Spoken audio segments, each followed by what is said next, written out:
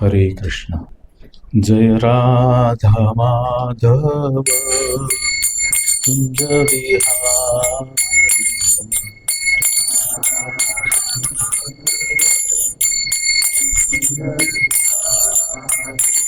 जय Radha Madhav Kunj Vihar.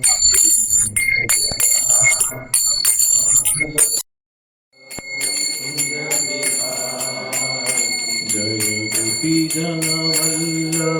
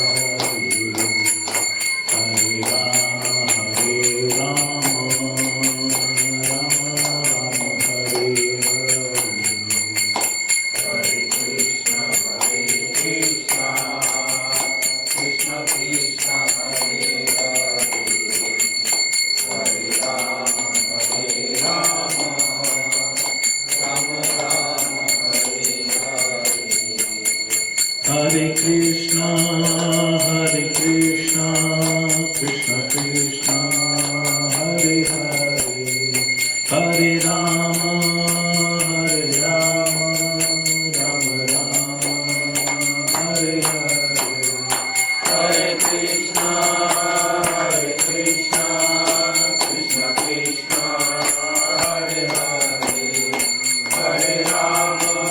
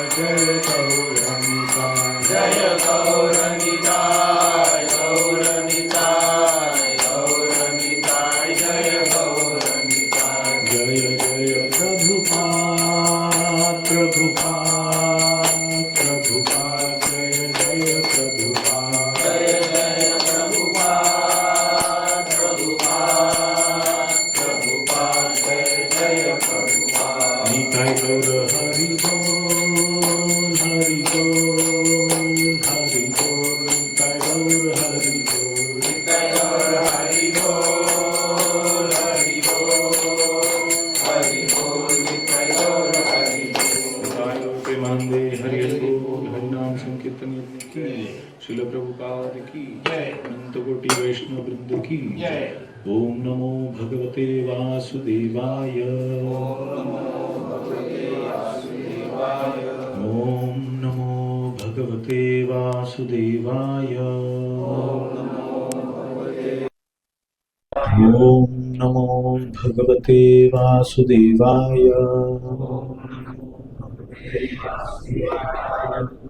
Today we are reading from Srimad Bhagavad Gita, chapter 8, verse क्रमांक 17. So verse number 17, Attaining the Supreme. The chapter is titled as Attaining the Supreme. सहस्त्र युग पर्यंतम अहर्यत ब्रह्मणो विदुः रात्रिम युग सहस्त्रांताम तेहो रात्र विदो जनाः. All of you are comfortable with English? English, Hindi, Marathi. Which language is preferred? English is okay? Marathi, Hindi, English mix. Hindi is understood. Hindi English Mix is okay. Okay. Hindi, Marathi, Hindi. If you don't understand something in English, you can raise your hands and ask, can you explain this? आप ये हिंदी में मराठी में बोल सकते हैं क्या? तो हम बोलेंगे वैसा. ठीक है. This program is originally conceived for English crowd, but the message has to be passed, not that ये संदेश जाना चाहिए आप तक, इंग्लिश हो मराठी हो हिंदी. इंग्लिश में रीड करता हूँ मैं. Will try to explain it in Hindi also. सहस्त्र युग पर्यंतम अहर्यत ब्रह्मणो विदुः रात्रिम युग सहस्त्रांताम तेहो रात्र विदो जना. By human calculation, 1,000 ages taken together form the duration of Brahma's one day, and such also is the duration of his night. Purport: the duration of the material universe is limited. Please hear very carefully. Let us concentrate. Let us forget whole world. Let us concentrate on spiritual instructions by the most important person who is within all of us, all of our hearts. He is trying to tell us something, and then his devotee received it in a chain of disciplic succession directly from him. Then Krishna's message that we hear today is what was told to him plus what is understood in this age according to time, place, circumstances, represented by his devotee Srila Prabhupada. So how many of us understand what it is written in the purport just by reading this translation? हम में से कितने लोग सिर्फ श्लोक का भाषांतर पढ़ के उस श्लोक के गहरे ज्ञान के बारे में जान सकते हैं? बहुत कम. जैसे हम देखते हैं कभी कभी ये पढ़ने के लिए भी एक इंट्रोडक्शन लगता है, क्योंकि हमारा our minds are very diverted. तो for that I am saying this कि how many verses were spoken to Brahmaji as Srimad Bhagavatam? Do you know? 4 verses. It is called Chatushloki Bhagavatam. Brahmaji understood whole Srimad Bhagavatam, which is for us, it is 18,000 verses. 18,000 श्लोक है. But Brahma ji को सिर्फ 4 श्लोक में समझ में आ गया sir, but हमें 18,000 लगते. वैसे ही भगवत गीता के जो श्लोक का भाषांतर है उसे समझने के लिए हमें लंबे लंबे परपट तात्पर्य लगते हैं. इसीलिए इनको बहुत गहराई से सुनना है हमें. तो यहाँ पे जो श्लोक है उसका अर्थ ह्यूमन कैलकुलेशन, मतलब मनुष्य गणना के अनुसार 1,000 एजेस, 1,000 युग टेकन टुगेदर, एक साथ लेने के बाद ब्रह्मा का एक दिवस होता है और उतनी ही उनकी रात्रि होती है.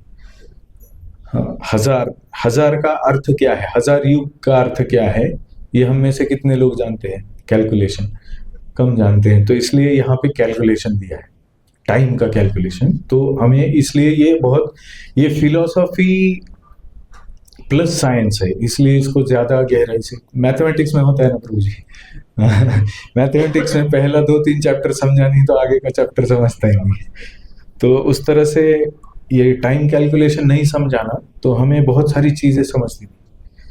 जैसे एक हमारा जीवन क्षण भंगुर है हम बोलते हैं, पर क्षण भंगुर का अर्थ क्या है, ये इसका एक विज्ञान है। ऐसे ही बोला नहीं गया क्षण भंगुर है, तो वो विज्ञान इनमें दिया हुआ, और ये विज्ञान बहुत सारे ग्रंथों में बहुत जगह पे दिया हुआ है। इसको संकलित करके जो आचार्य है वो एक तात्पर्य लिखते हैं, तो इसीलिए उनका सारा ज्ञान हम सिर्फ उसको ठीक से सुनने से हमें भी प्राप्त हो जाता है। इसीलिए we hear attentively purports especially. The duration of the material universe is limited. It is manifested in cycles of kalpas. ये सब नहीं दिया है ना ट्रांसलेशन में। कल्प में उसका प्रकटीकरण होता है। भौतिक जगत बहुत लिमिटेड, मतलब बहुत ही क्या बोलेंगे हिंदी में, सीमित है, बहुत ही सीमित है। और वो कैसे प्रकट हुआ, हम भौतिक जगत में हैं। भगवत गीता में 5 विषय है, इसमें से प्रकृति एक विषय है। जीव, प्रकृति, काल, कर्म और भगवान, ये 5 विषय है। तो इसमें से प्रकृति विषय के बारे में बोल रहे हैं कि हम जिस प्रकृति के हैं बने हुए, हम जिस प्रकृति में रहते हैं वो बहुत सीमित है। और वो हम ऐसा समझते प्रकृति असीमित है, परंतु बहुत सीमित है। और वो कैसे प्रकट होती है, साइकिल्स ऑफ कल्पास, कल्प में। अ कल्प is a day of Brahma and 1 day of Brahma consist of 1000 cycles of 4 yugas और एजेस। तो यहाँ पे अगला पॉइंट क्या किया है, मैं ऐसे ही परपट हम लोग will go through, not by just क्या बोलते हैं उसको, just reading continuously but explaining side by side, that will be more logical. क्योंकि ऐसे परपट ना पूरे पढ़ने के बाद पुढचं पाठ मागचं सपाट, आगे का सब समझता है, पीछे क्या बोला तो भूल जाता है। इसलिए आगे वाला, हाँ पहले वाला ठीक से समझ के ही आगे वाला पढ़ेंगे। A kalpa is a day of Brahma and 1 day of Brahma consists of 1000 cycles of 4 yugas or ages. सहस्त्र युग पर्यंतम अहर्यत ब्रह्मणो विदु। सहस्त्र युग पर्यंतम, ये तो समझे, सहस्त्र युगों तक। अहर्यत, अह मीन्स अहर्निश बोलते हैं। अह मतलब दिन, निशा मतलब रात। अहर्यत ब्रह्मण, यत मतलब जो, ब्रह्मण विदु, ब्रह्मा के लिए एक दिन क्या है वो, विदु मतलब यू नो, ये जानो कि ब्रह्मा के लिए एक दिन क्या है वो जानो। तो इसका मीनिंग क्या बोला है कि ये कल्प होता है, कल्प के साइकिल्स मतलब भौतिक प्रकृति का प्रकटीकरण है। और ये कल्प जो होता है वो एक ब्रह्मा का दिवस होता है। तो जैसे हमारा एक दिवस आता है, सब हमारी एक्टिविटी प्रकट होती है, रात होते ही हमारी एक्टिविटी बंद हो जाती है। तो वैसे ही इस प्रकृति की एक्टिविटी मैनिफेस्ट कैसे होती है, प्रकट कैसे होती है, ब्रह्मा के दिन में प्रकट होती है। तो ब्रह्मा का दिन क्या होता है, 1000 साइकिल्स ऑफ 4 युग, 1000 साइकिल मतलब चक्र। ब्रह्मा का एक दिन मतलब 1000 युग है। तो 1000 युग मतलब क्या, सत्य, त्रेता, द्वापर, कली। It consists of 1000 cycles of 4 yugas or ages. 4 yugas are Satya, Treta, Dwapar and Kali. The cycle of Satya is characterized by virtue, wisdom and religion. There being practically no ignorance and vice, and the yuga lasts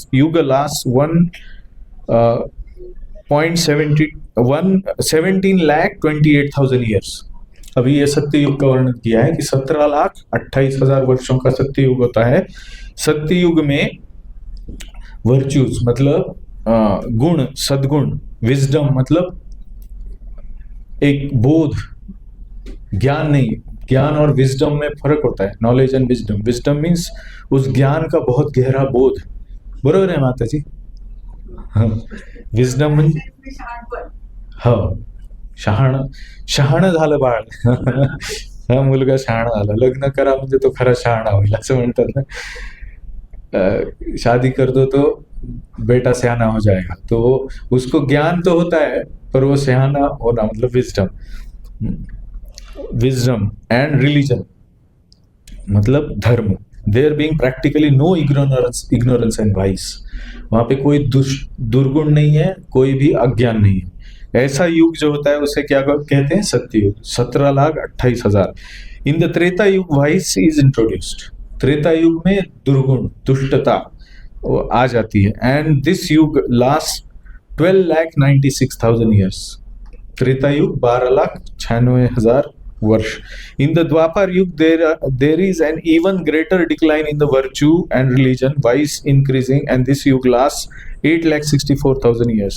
अब धर्म और दुर्गुण दोनों बढ़ने लगते हैं तब द्वापर युग होता है. द्वापर युग कितना होता है? 8,64,000 वर्ष मानवीय गणना के अनुसार. And finally in Kali Yuga, the Yuga we have now been experiencing over the past 5,000 years, there is an abundance of strife, ignorance, irreligion and vice. Strife मतलब ये बढ़ता जाता है. Strife मतलब पता है किसी को? Strife दुख. Strife मतलब बहुत ज्यादा गहरा दुख. खिन्नता बढ़ती जाती है. इग्नोरेंस म्हणजे अज्ञान बढ़ता जाता है. इरिलीजन मतलब अधर्म बढ़ता जाता है. एंड वाइस मतलब दुर्गुण दुष्टता बढ़ती जाती है. True virtue being practically non existent and this युग लास्ट 4,32,000 ईयर्स. ये जो कलयुग है जिसमें हम रह रहे हैं, जो 5,000 साल से चल रहा है, ये 4,32,000 वर्ष तक चलता है. और इसमें सब ऐसी दुर्घटनाएं होती है. मतलब इसमें कोई अच्छाई रहती नहीं. धीरे धीरे इन कलयुग vice increases to such a point that at the termination of the yuga the supreme lord himself appears as the Kalki avatar, vanquishes the demons, saves his devotees and commences another satyug.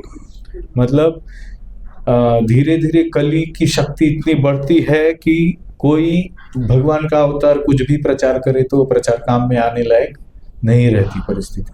लोगों को कुछ समझता ही नहीं. तो इसके लिए कल की अवतार के रूप में भगवान आके सबका विनाश करके इस धरा को पूर्णतः खाली कर देते हैं और फिर सत्ययुग आता है. जैसे कुछ अभी हो ही नहीं सकता तभी युद्ध होता है ना. अभी ये व्यक्ति सुनने ही वाला नहीं, कुछ भी करो, इसका अस्तित्व ही एक धोखा है.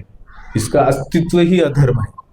इसका यहाँ इस धरा पर रहना मतलब इस धरा के लिए एक बोझ है और ये यहाँ पे रहने के अनुकूल नहीं है. अभी इसको नरक में भेजना पड़ेगा या जहाँ भेजना है भगवान को वहां भेजना पड़ेगा. तो इसके लिए भगवान को आना पड़ता है विवश होके. भगवान को कभी इच्छा नहीं होती कि किसी को मार काट करके फेंक दो. भगवान ये मार काट नहीं कर रहे हैं अर्जुन के साथ, पर ये बता रहे हैं कि मार काट कहीं पे आवश्यक है, उसको काट के फेंकना चाहिए. तो इस तरह से कल की अवतार जब आता है तो कुछ बचता ही नहीं है. यहाँ पे अर्जुन बचे हैं, वहां पे अर्जुन भी नहीं बचता. अर्जुन जैसा कोई रहता ही नहीं. तब जाके भगवान सब असुरों को विनाश कर देते. देन सत्ययुग आता है और Satyayuga then the process is set to rolling again. This 4 yugas rotating 1,000 times comprise 1 day of Brahma and the same number comprises 1 night. इतना ही जितना हमने बोला. कितना बोला? कैलकुलेशन मैं बताऊं क्या? मैं बताता हूं आपको. 1,000 युग मतलब एक दिन. 1,000 युग मतलब एक रात.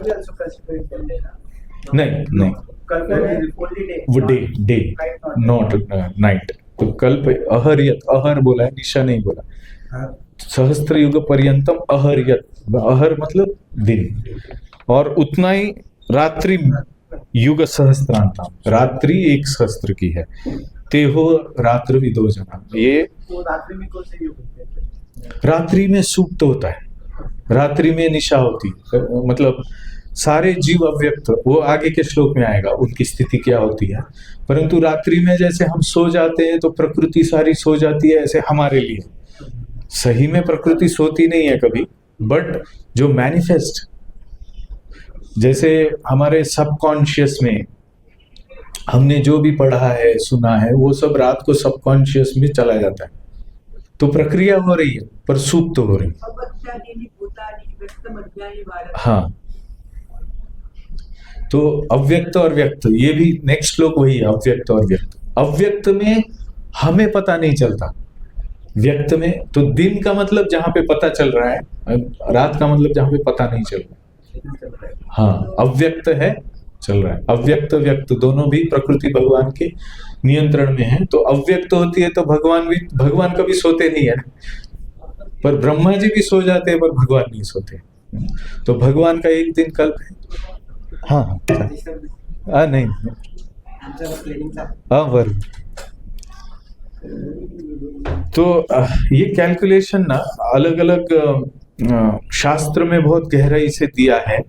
हम भागवतम में जो टाइम का कैलकुलेशन दिया है ना, उसको थोड़ा सा देखेंगे। तो ब्रह्मदेव का एक दिन और एक रात क्या होती है देखना है क्या? साइंटिफिक कैलकुलेशन, बहुत डीप कैलकुलेशन है। ये तो ग्रॉस लेवल हमने देखा, सहस्त्र युग पर्यंत, मतलब सत्य, द्वापर, त्रेता, कली, ये चार मिलके एक युग, 1001 दिन होता है ब्रह्मा जी का। इसके 1000 साइकिल्स, 1000 साइकिल्स मतलब एक दिन होता है। तो एग्जैक्टली कितना होता है वो हम लोग एकदम सूक्ष्म, अति सूक्ष्म काल की गणना से लेके एकदम ब्रह्मा के पूरे जीवन की गणना तक जाएंगे। चलेगा? थोड़ा सा मैथमेटिकल स्टैटिस्टिकल प्रेजेंटेशन चलेगा क्या? कि बोरिंग होगा कि कुछ लीला ही सुनना है? हाँ, तो ये काल की गणना जो है ना, काल की गणना हमारे वैदिक शास्त्र में किस तरह से दी है। काल गणना हम कैसे देखते हैं? अभी हम बोल रहे हैं 1000 युग तक, 1000 युग मतलब ये दिन और रात का कंसेप्ट हमारे लिए क्या है? 24 आवर्स। और ये देवी देवताओं के लिए क्या है, ब्रह्मा जी के लिए क्या है, और विष्णु महाविष्णु के लिए क्या है, ये सब इसमें दिया हुआ है कि इनके लिए टाइम क्या है। ऐसा बोलते हैं कि आत्मा के प्रवास में उसका मनुष्य जीवन मतलब एक लंबी रेखा में सिर्फ एक बिंदु है। मैंने ऐसी यहां से पूरी एक लंबी रेखा निकाली, तो जहां पे एक बिंदु है वो बिंदु बिंदु बिंदु करके एक रेखा होती। तो एक बिंदु मतलब एक मनुष्य का जीवन।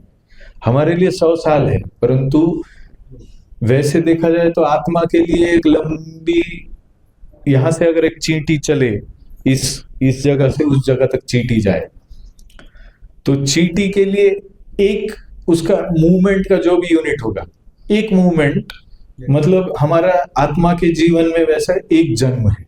हमें लगता है 100 साल, बट उसका कैलकुलेशन हमें देखना है कि 100 साल, 24 आवर्स, ये सब है क्या? हम लोग कहाँ से शुरू करते हैं ये सब गणना? अभी ये वहां पे एक क्लॉक है, घड़ी है, घड़ी हमने बनाई कैसे? क्यों 12 घंटा क्यों, 24 घंटा क्यों, 1 सेकंड क्यों? हाँ, इसके हिसाब से। तो अल्टीमेटली दिन रात के हिसाब से, दिन के भाग कितने हैं, इतने, इससे भी सूक्ष्म कर सकते हैं क्या भाग? कभी कभी शादी में बोलते हैं ना, मुहूर्त निकला जा रहा है, आओ जल्दी, मुहूर्त जा रहा है। तो मुहूर्त क्या है, कितना होता है मुहूर्त? और ज्योतिष के हिसाब से उस शुभ मुहूर्त में लग्न करना है, नहीं तो वो मुहूर्त चला जाएगा, मतलब क्या होगा, कितना टाइम चला जाएगा, कितना टाइम तक रहता है। ये सारा कैलकुलेशन हमारे वैदिक शास्त्र में। और ये जुड़ता कहाँ है? जो हम बोल रहे हैं सूर्य का भ्रमण या पृथ्वी का भ्रमण, चंद्र का भ्रमण, ये सारे ज्योतिषों का भ्रमण, ये सारा भ्रमण हमारे क्लॉक के कैलकुलेशन से जुड़ता कैसे है? फिजिकल क्या कनेक्शन है उसका, वो भी हमारे शास्त्र में दिया हुआ है। कोई बच्चा अगर पूछेगा कि क्यों ऐसा ही, क्यों 24 आवर्स में ही, क्यों 12 आवर्स में ही, क्यों, उसका फिजिकल कनेक्शन क्या है? तो वो हमारे शास्त्र में, वो ग्रेगोरियन कैलेंडर में नहीं, वो हमारे ज्योतिष शास्त्र में। तो वो भागवतम में भी दिया हुआ है कि एक क्षण बोलते हैं ना, एक निमेष बोलते हैं, ये सब क्या है, इसका कैलकुलेशन है। कितना एक क्षण मतलब कितना होता है, एक निमेष मतलब कितना होता है। तो यहाँ पे बोला है कि ब्रह्मा जी का पूरा जीवन का कार्यकाल, पूरा जीवन 100 साल ब्रह्मा जी के, according to this calculation, calculate करके बोलेंगे कितना होता है हमारे कैलकुलेशन से, वो भगवान के लिए एक निमेष होता है, विष्णु के लिए। डोळ्याचं पातळ लवकर ना लवकर तोच हाँ एक निमिष. करेक्ट। तर भगवान के ऐसा पलक झपकते ही एक ब्रह्मा जी आके चले भी जाते, इतने महान है भगवान। हम भगवान को क्या सोचते हैं, भगवान कितने महान है ये समझने के लिए कभी कभी ये कैलकुलेशन हमें देखना चाहिए। तो ये निमेष कितना होता है मेजरमेंट में, वो यहाँ पे दिया हुआ है। तो मैं पढ़ूं, वो भागवतम में है, अत्यंत सूक्ष्म काल परमाणु है। काल और परमाणु का संबंध है, अणु परमाणु ये शब्द सुने ना, एटम। तो आइंस्टाइन थ्योरी ऑफ रिलेटिविटी में संबंध बताया गया है, तो वो संबंध हमारे वैदिक शास्त्र में भी बताया गया। तो वैदिक शास्त्र का संबंध कैसे व्याख्या है यहाँ पे, अत्यंत सूक्ष्म काल परमाणु है। सूक्ष्माति सूक्ष्म जो काल है वो परम अणु है। परमाणु की व्याख्या काल के हिसाब से, तो सूक्ष्माति सूक्ष्म representation, the subtlest representation of time is called परम अणु। और वो 2 परमाणु का एक अणु होता है हमारे वैदिक कैलकुलेशन, 2 परमाणु का एक अणु, अणु परमाणु, ऐसे 2 भाग, अणु के 2 भाग करेंगे परमाणु। 3 अणुंचा एक त्रसरेणु, मतलब 3 अणु बनते हैं तो उसको त्रसरेणु बोलते हैं। परमाणु अणु सूक्ष्म है, परमाणु से भी छोटा अणु है। 2 बनेंगे तो परमाणु, 3 बनेंगे तो त्रसरेणु। जब हम झरोखे में से सनलाइट देखते हैं तो हमें एक त्रसरेणु दिखाई भी पड़ता है, ऐसे शास्त्र में बोला है, दिखने लायक होता है वो त्रसरेणु। झरोखे से सूरज की किरणें जब दिखती है तो उसमें हमें त्रसरेणु उड़ते हुए दिखते हैं, ऐसे खूब सूक्ष्म कण उड़ते हुए दिखते हैं। ऐसे 3 त्रसरेणु को जितना समय सूरज को लांघने में लगता है उसे त्रुटि कहते हैं। यहां पे फिजिकल कनेक्शन है दोनों का, डिस्टेंस कवर्ड, मतलब कितना, मैंने चींटी का बोला, चींटी को एक कुछ क्रॉस करने के लिए मिनिमम छोटा सा जो क्रॉस करने के लिए लगता है वो उसका स्पीड बोलेंगे। जैसे हम बोलते हैं ना 60 किलोमीटर पर आवर, इसका मतलब क्या कि 1 किलोमीटर डिस्टेंस जो हम मेजर करते हैं उसको क्रॉस करने के लिए जितना टाइम लगता है 60 किलोमीटर से पास करने में 1 घंटा लगता है, इतना इसका स्पीड है। तो वैसे ही एक त्रसरेणु को क्रॉस करने के लिए क्या लिखा है यहाँ पे, नहीं सॉरी 3 त्रसरेणु मतलब 9 एटम्स, 9 अणुओं को क्रॉस करने के लिए सूरज को जितना टाइम लगता है उसे त्रुटि कहते हैं। सूरज कितना फास्ट है, उसको इतना सा डिस्टेंस कवर करने के लिए टाइम कितना लगेगा, इनकंसीवेबल है। वैसे मेजरमेंट हम इतना कैसे कर सकते हैं, हाँ इतना मेजरमेंट पर यहाँ पे दिया है। समझ में आ रहा है ना, नींद नहीं आ रही है ना।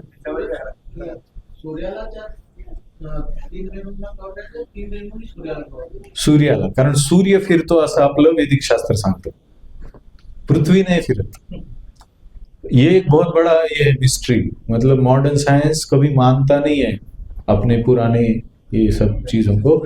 मॉडर्न साइंस बोलता है कि पृथ्वी घूमती है, पर हमारा वैदिक खगोल शास्त्र बोलता है कि सूरज घूमता है। Prithvi is the centre of universe, ऐसा बोला है, क्योंकि पृथ्वी लोक पे सारे देवी देवता भी आना चाहते हैं, क्योंकि ये कर्म योनि है। Everything exist for earth, earth doesn't exist for others, because earth is the place where the human beings or the living beings are given a birth where they can decide their future by their karma. Otherwise there is no other planetary system where there any living being is accountable for their karma. पाप और पुण्य सिर्फ पृथ्वी लोक में जीव जो मनुष्य योनि में है उनके लिए है, बाकी किसी के लिए भी नहीं है। देवी देवताओं को पाप नहीं लगता है और किसी नरक योनि में, नरक में जाने वाले जीव को भी पाप नहीं लगता है। पृथ्वी में भी शेर को पाप नहीं लगता है, मनुष्य को पाप लगता है। और मनुष्य योनि ही 8.4 मिलियन स्पीसीज ऑफ लाइफ, 84 लक्ष योनि में सिर्फ मनुष्य योनि 4 लाख योनि है, उनमें ही पाप पुण्य की गणना होती है, वही अकाउंटेबल है, कोई दूसरा योनि अकाउंटेबल नहीं है। इसीलिए उसको कर्म योनि बोलते हैं, भोग योनि नहीं बोलते हैं। तो जो मनुष्य सिर्फ भोग करने के लिए जीवित रहते हैं उन्हें भगवत गीता में माता जी बोलेंगे क्या कहते हैं, मोघम पार्थ सजीवति।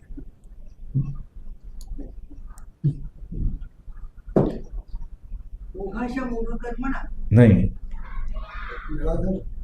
नहीं, एवं प्रवर्तितम चक्रम नानुवर्तयति हयः अघायु इंद्रियारामो मोघम पार्थ स जीवति। ये प्रवर्तितम चक्रम, ये जो चक्र है सृष्टि का, जिसमें त्याग करना पड़ता है, तपस्या करनी पड़ती है, कुछ कर्म नियम के अनुसार करने पड़ते हैं, ये अगर चक्र सृष्टि का, ये चक्र है सृष्टि का। भगवत गीता में बोला है कि नायम लोकोस्ति अयज्ञस्य कुतोन्यः कुरुषोत्तमा। अयज्ञ मतलब जो व्यक्ति त्याग, सैक्रिफाइस नहीं करता है, वो इस लोक में सुख से नहीं रह सकता है, तो दूसरे लोक में कैसे रहेगा? इसका अर्थ क्या है? दूसरे लोक में वो सुख या दुख भोगने के लिए ही है, और उसका बेसिस वो जो मनुष्य जीवन में कर रहा है वही है। इसीलिए centre of whole universe is earth and everything is suppose to give service to earth. Brahma ji का उद्गम क्यों हुआ है? देवी देवताओं का उद्गम क्यों हुआ है? जो जीव अच्छा कर्म करके बहुत अच्छे भोगों को प्राप्त करते हैं, उन्हें बहुत अच्छा भोग प्राप्त करने के लिए एक जगह है, उसे स्वर्गलोक कहते हैं। जैसे मैंने बहुत पैसा कमाया तो मैं 1 BHK में था तो 2 BHK में जाऊंगा, क्योंकि मैंने बहुत पुरुषार्थ करके कुछ अर्न किया है। तो जो जीव ऐसा अर्न करते हैं कुछ अपने कर्मों से, उनका संपत्ति जब इतना बड़ा हो जाता है कि यहाँ पृथ्वी लोक में भोग करके वो खत्म नहीं होने वाला है, यहाँ का भोग उनके लिए तुच्छ है। जैसे अमिताभ बच्चन के लिए यहाँ पे 1 BHK में रहना क्या है, मतलब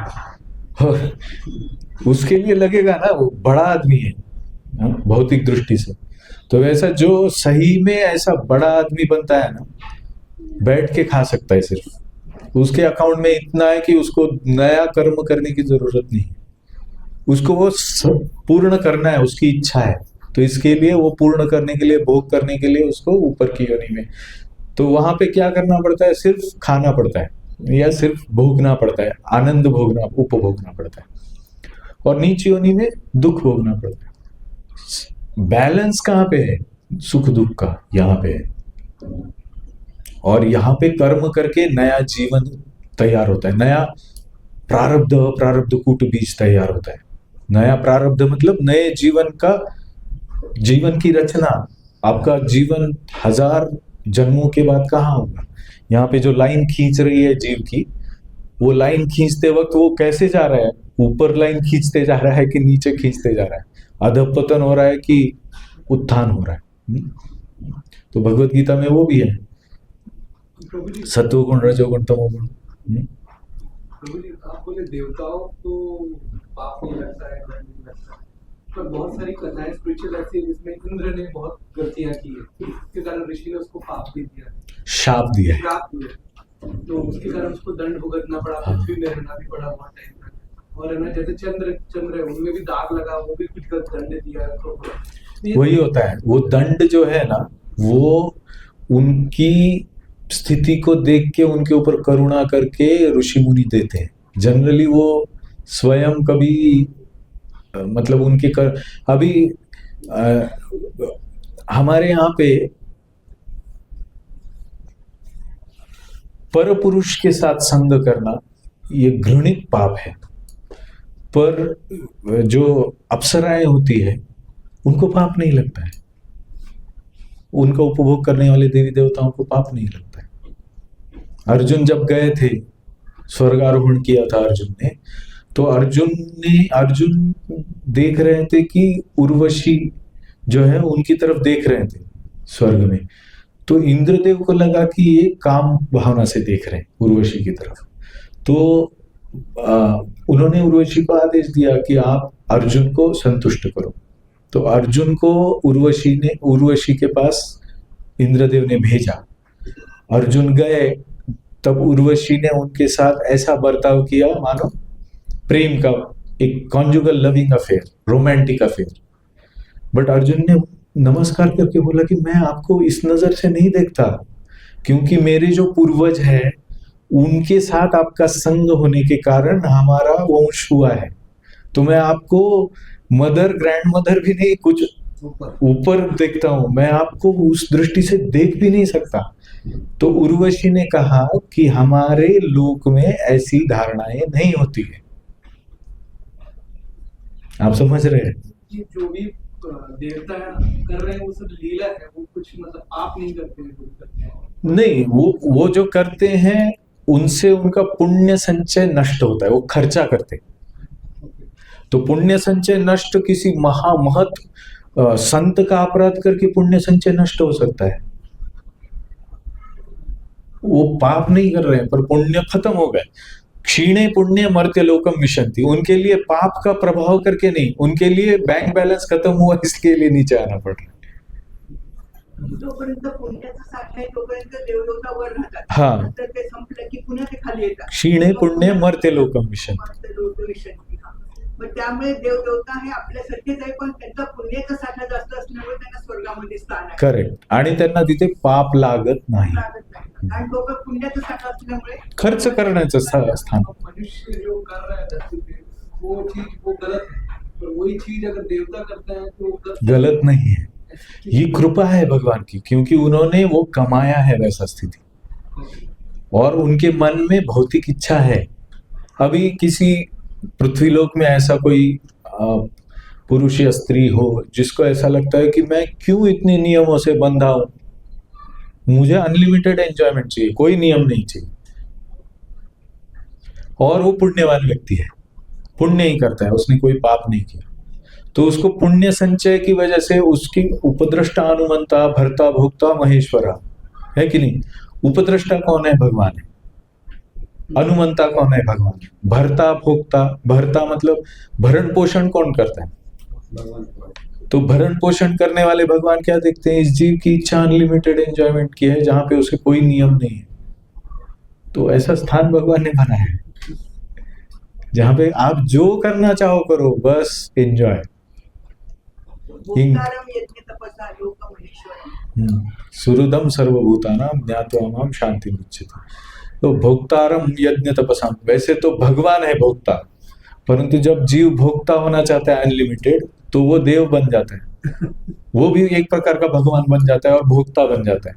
परंतु भगवान अनलिमिटेड है, वो भोक्ता जो टेम्पररी भोक्ता बनता है वो अनलिमिटेड नहीं है, तो उसको भौतिक यही सब है। मतलब इसीलिए ये कैलकुलेशन देखना है कि कहाँ क्या है, ताकि हम लौकिक पारलौकिक अलौकिक में से चूज कर सके कि मुझे क्या चाहिए। लौकिक मतलब जो हमारे साथ पृथ्वी पे हो रहा है, पारलौकिक मतलब वो समझना तो चाहिए परलोक कैसे कैसे बने हुए, वहां क्या होता है, टाइम कैलकुलेशन कैसे है। तो अनलिमिटेड सारे देवी देवता अमर होते हैं। अमर का अर्थ क्या है वो हमें समझना चाहिए। अमर कितना साल होता है? अमर मतलब क्या होता है? फॉरएवर। चिरंजीवी मतलब क्या होता है? फॉरएवर। तो वो यहाँ पे दिया हुआ है, वो कल तक रहेगा शायद अमर। हाँ करेक्ट, ब्रह्मा जी के कल तक अमर रहेगा। देवी देवताओं का कार्यकाल होता है, ब्रह्मा जी का कार्यकाल होता है। तो देवी देवताओं का कार्यकाल ब्रह्मा जी से भी कम हो सकता है, उनके पुण्य के हिसाब से होता है। ब्रह्मा जी का जो पीरियड है उसमें देवी देव का उस लोक का पीरियड और ब्रह्म लोक का पीरियड अलग अलग है, पृथ्वी का अलग है जैसे। तो अभी ये हम लोग जान रहे हैं कि ये क्या है कैलकुलेशन, माइन्यूटेस्ट कैलकुलेशन। क्या देखा हमने? त्रस रेणु, त्रुटि तक है। करेक्ट। त्रस रेणु, 3 त्रस रेणु मतलब 9 अणु को क्रॉस करने के लिए सूर्य को जितना टाइम लगता है उसको एक त्रुटि कहते हैं। हाँ, 100 त्रुटियों का एक वेद होता है। ग्रहणाचे वेद लागले, हम बोलते हैं ग्रहण का वेद लग गया, तो 100 त्रुटियों का एक वेद होता है। तो देखो आप, वेद हे शब्द ग्रहणाचे वेद लागले काय मूर्खाने लिहून ठेवले का वेद लागले? कोणीतरी महान शहाण्याने लिहून ठेवलेले वेद म्हणजे काय? नुसते शब्द, ऐसे ही वर्ड्स नहीं है वो ग्रहण के वेद लग चुके हैं, वेद लगते ही ये नियम है। ये सब किसी पागल ने नहीं लिखा है, उसके लिए सबके लिए कुछ बड़ा रीजनिंग है, हर एक वर्ड का मीनिंग है। तो दिस इज 100 त्रुटियों का एक वेद, 3 वेद का एक लव, लव मात्र साधु संग सर्व सिद्धि है। एक लव के लिए भी साधु का संग हो तो सब सिद्धि प्राप्त हो सकती है। कितना? 3 वेद का एक लव, 3 लव का एक निमेश। माता जी बोल रहे थे निमेश, निमेश, निमेश। हाँ हाँ, तो हम सूर्य की गति से कितने कनेक्टेड हैं? क्योंकि हम पलक झपकते हैं, उसका भी नियम सूर्य की गति से चलता है, सब टाइम स्केल पे होता है। जैसे कंप्यूटर इंजीनियरिंग या कंप्यूटर साइंस कितने लोगों को पता है? सीखा है किसी ने यहाँ पे कंप्यूटर साइंस सीखा है? कंप्यूटर साइंस में क्या होता है? How things are working? Clock, basic circuit जो है वो प्रोसेसर का साइकिल होता है, क्लॉक साइकिल होता है। हर एक इंस्ट्रक्शन उस क्लॉक साइकिल में एग्जीक्यूट होना पड़ता है। ये वही हो रहा है। तो एक निमेश, 3 निमेश का एक क्षण, एक क्षण रुको ऐसे बोलते हैं ना हम लोग। 5 क्षण की एक काष्ठा, 15 काष्ठों का एक लघु, 15 लघुओं की एक नाड़िका, 6 नाड़ियों का एक प्रहर, 8 प्रहर का एक दिन और एक रात्र, 15 दिन और 15 रात का एक पक्ष, 2 कृष्ण पक्ष और शुक्ल पक्ष, 2 पक्षों का एक महीना, 6 महीने का एक अयन, दक्षिणायन, उत्तरायण, और 2 अयनों का एक साल। ये ह्यूमन कैलकुलेशंस है, ठीक है? ऐसे ह्यूमन कैलकुलेशन है, बट इसका जो यूनिट है वो यूनिट ह्यूमन के लिए अलग है और देवी देवताओं के लिए अलग है। क्यों? क्योंकि चींटी का स्पीड अलग है, मनुष्य का स्पीड, हाथी का स्पीड अलग है। समझ रहे हैं ना? वैसे ये रिलेटिव है कैलकुलेशन, ये भी। अभी हमारा एक दिन और ब्रह्मा का एक दिन पर अलग है। तो ब्रह्मा का एक त्रसरेणु अलग है, एक अणु अलग है, परमाणु अलग है। देवी देवताओं का एक अणु परमाणु अलग है। इसीलिए कंफ्यूजन हो जाता है। जो कैलकुलेशंस दिए है ना, कुछ लोग, कुछ अभी भी मैंने देखा है, कुछ लोग अलग अलग संप्रदायों के लोग हैं ना, अपसंप्रदाय, असंप्रदाय, ऐसे भी लोग हैं। वो लोग भी ब्रह्मा जी का दिन सत्ययुग इसका एक कैलकुलेशन बनाते हैं। तो वो बोलते हैं कि 4000 साल मनुष्य के मतलब सत्ययुग, 1000 साल का कलयुग है, ऐसा वो बताते हैं।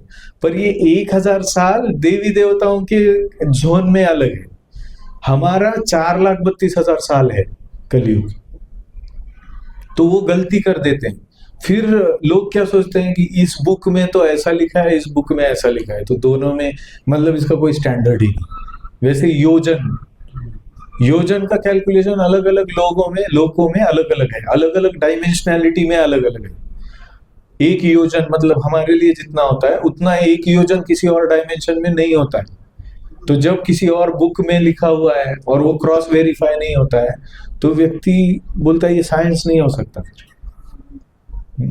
तो ये समझ में आया, ये कोई याद रखने की चीज नहीं है, बट ये चीज है कि कितना सूक्ष्म कैलकुलेशन है, इतना सूक्ष्म, इतना हमारे पास सेकंड तक का कैलकुलेशन है ह्यूमन परसीवेबल, 1 2 3 4 5 ऐसे हम देखते हैं।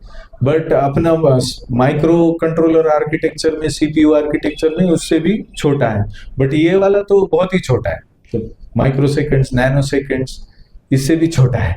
तो इसका भी हम देख सकते हैं, कहीं पे आपको मिल जाएगा इसका भी, ये माइक्रो सेकेंड वर्सेस लघु काष्ठा, ये सब प्रहर, ये सब मिल जाएगा। तो इस तरह से अभी मनुष्यों का एक साल देवताओं का एक दिन होता है और उतनी एक उनकी रात्रि होती है। तो 365 डेज, तो पितृपक्ष 15 हम बोलते हैं। क्यों? क्योंकि देवी देवताओं के लोक से, पितरों के लोक से कुछ हमारे पितर यहाँ पे आते हैं। तो वो जब आते हैं तो साल में एक बार आते हैं, उनके लिए वो दिन में एक बार आते हैं खाने के लिए, हमारे लिए साल में एक बार आते हैं। अभी आप मुझे बताइए, जहां पे सुख सुविधाएं ज्यादा हो वहां टाइम का परसेप्शन कैसा होता है?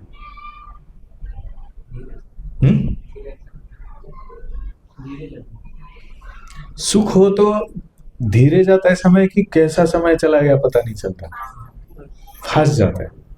तो देवी देवताओं के लिए इतना सुख है कि उनके लिए 1000 वर्ष, सॉरी, एक पूरा साल मनुष्य का मतलब ऐसा एक दिन हो जाता है उनका। तो ऐसा बोलते हैं कि इसी तरह से ऊपर जाएंगे तो महाविष्णु को ऐसा लगता है कि ब्रह्मा जी मतलब एक बुड़बुड़ा, बुलबुला है, पानी में का एक बुलबुला है। भगवान का कैलकुलेशन इतना बड़ा है, भगवान के लिए टाइम का स्केल इतना खतरनाक है। तो अभी ये टाइम स्केल अगर हम देखेंगे तो आगे जाके मनुष्य के एक साल देवताओं का एक दिन होता है और उतनी एक रात्रि, अर्थात मनुष्य के 6 महीने में उत्तरायण देवताओं का एक दिन होता है। उत्तरायण में देवी देवताओं का दिन होता है और 6 महीने दक्षिणायन देवताओं की रात होती है। तो मनुष्य का एक साल मतलब उनका एक दिन और एक रात होता है। उसी प्रकार देवताओं के समय के परिमाण मनुष्यों के समय के परिमाण से 360 गुना अधिक माने गए हैं।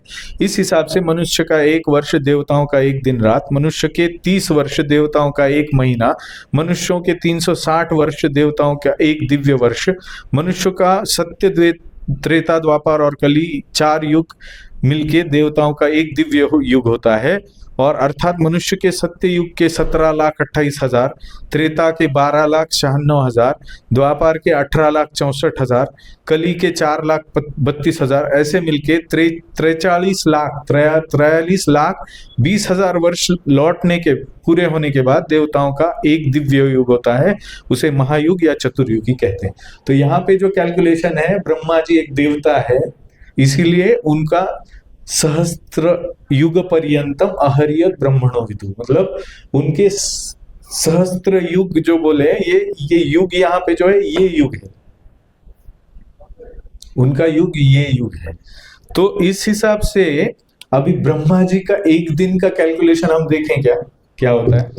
मैंने उसके ऊपर एक आर्टिकल लिखा था ताकि ये कंफ्यूजन हमेशा कैलकुलेशन हमारे पास होना चाहिए। तो मैं आपको ये हमारा ग्रुप है उसमें भी मैं शेयर करता हूं, इसको मैं आपको बताता हूं। कैलकुलेशन का टेबल दिया है मैंने उसमें।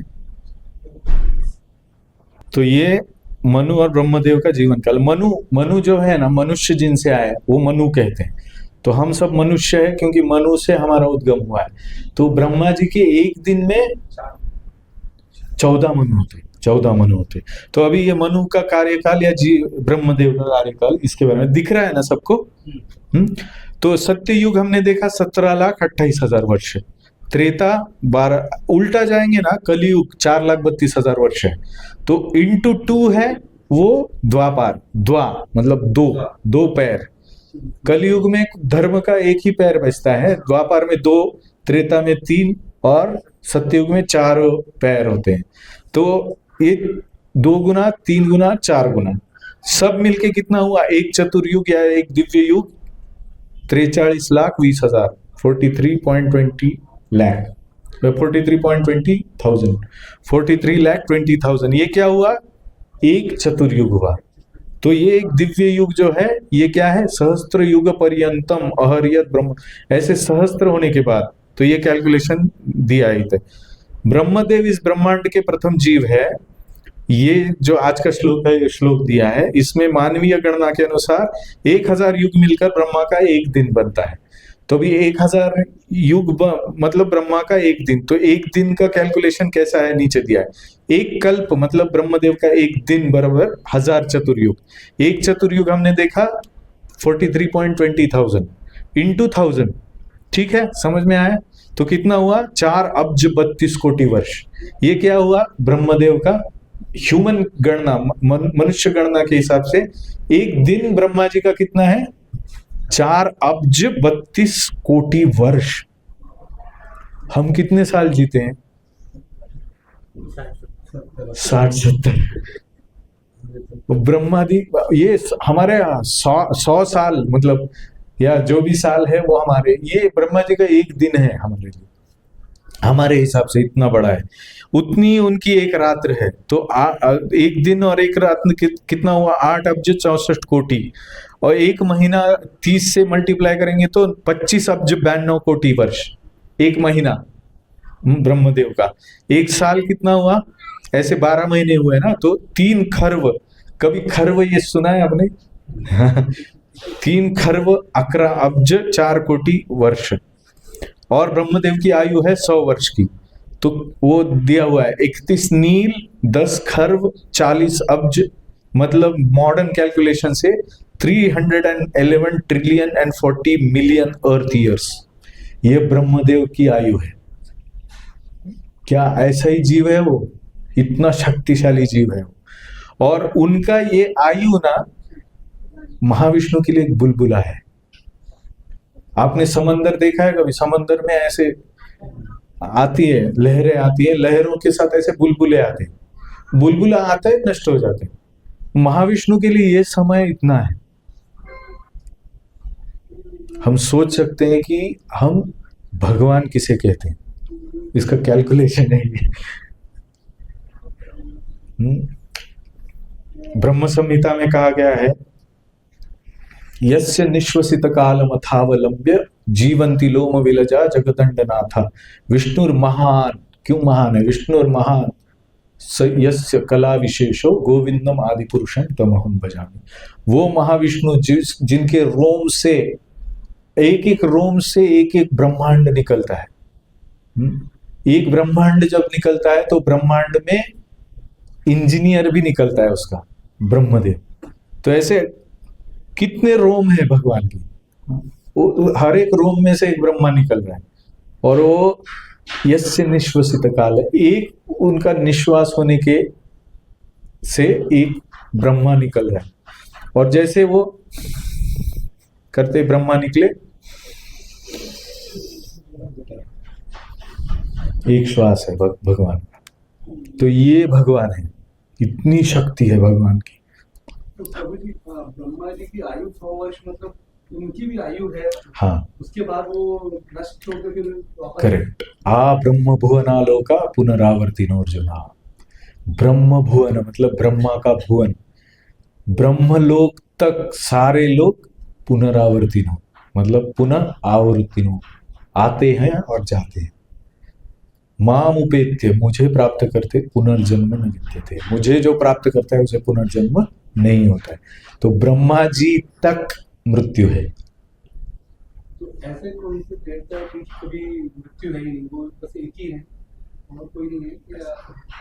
हाँ, ब्रह्मा विष्णु और महेश हम जो बोलते हैं उनमें से सदाशिव जो है उनकी मृत्यु नहीं होती। बाकी जी शिव के जो मैनिफेस्टेशंस है वो टेम्पररी वर्ल्ड में आते हैं जाते हैं। ब्रह्मा जी हर एक ब्रह्मांड के लिए आते हैं। ब्रह्मा जी तो जीव तत्व है, जो देवी देव हमारे जैसे। आप भी ब्रह्मा हो चुके होंगे कभी, आप आगे जाके शायद ब्रह्मा हो भी सकते हैं। एक चींटी भी ब्रह्मा हो सकती है और एक ब्रह्मा भी चींटी बन सकता है। तो इतना ऊपर नीचे हो रहा है ये जगत में। तो शिव, सदाशिव जो है वो नित्य है, जिनका कैलाश धाम है वो आध्यात्मिक जगत में है। ये ब्रह्मलोक जो है वो भौतिक जगत में है। सदाशिव का जो कैलाश धाम है वो आध्यात्मिक लोक है, वहां मृत्यु नहीं है सदाशिव। वैसे ही भगवान राम का अयोध्या, नित्य अयोध्या धाम वैकुंठ धाम है, वहां पे भी मृत्यु नहीं है। और जितने भी देवी देवता है और जो ग्रह है इनकी भी कोई सीमा है। सीमा है। करेक्ट, उसके बाद फिर वो करेक्ट। तो 7 ऊर्ध्व लोक है, 7 अधोलोक है पृथ्वी के बाद। 7 ऊर्ध्वलोक है, हम बोलते हैं ना। 7 वरती आणि हाँ हाँ हे 6 वर आणि तुमच्या गोलोक चार्ट हा. दाखवलं तर कळेल. हाँ गोलोक चार्ट दाखवलं तर कळेल. हो, गोलोक चार्ट कुठे आहे का बघावं लागेल नेटवर ना, वो देखेंगे हम लोग। वो एक बड़ा विषय है एक्चुअली। क्या होता है कि यहाँ पे नहीं है ना, फिजिकली नहीं है। नीचे ये कैलकुलेशन खत्म करके हम देखते हैं ब्रह्मदेव की आयु। अभी एक मनु जो है 14 मनु होते हैं, तो डिवाइडेड बाय वैसे एक दिन में 14 मनु है, तो एक मनु का जीवन काल 71 गुना मतलब इतना दिया है, 43,20,000 वर्ष दिया है। तो एक कल्प में 14 मनु है, तो एक मनु बरोबर एक कल्प बरोबर डिवाइडेड, एक कल्प डिवाइडेड बाय 14, ऊपर कल्प का कैलकुलेशन किया है। तो एक कल्प जो है उतना 30 कोटि, मतलब दूसरे टाइप से कैलकुलेट करके भी यहाँ पे बताया। ये जो है ना, ये जो मैं बोल रहा था, ये थोड़ा दिख रहा है क्या, अस्पष्ट है, पर मैं इसको बोलूंगा तो आपको समझ में आएगा। ये जो अनंत शेष नीचे है ना, ये दिख रहे हैं अनंत शेष जो है, इनके फन के ऊपर सारा ब्रह्मांड ये एक जो महाविष्णु, विष्णु के भी अभी बताएं हम लोग, तो महाविष्णु कौन है? विष्णु के भी 3 रूप है। हाँ, यस्य निश्वसित कालम अथावलंब्य जीवंती लोम विलजा जगदंडनाथ विष्णुर्महान स ही यस्य कला विशेषो गोविंदम आदि पुरुषोत्तम। गोविंद मतलब भगवान के, कृष्ण के कला, चंद्र की कला कैसे होती है? पूर्णिमा का चंद्र होता है, चतुर्दशी का चंद्र होता है, त्रयोदशी का होता है, एकादशी का होता है, प्रथमा द्वितीया तृतीया, ये कला है।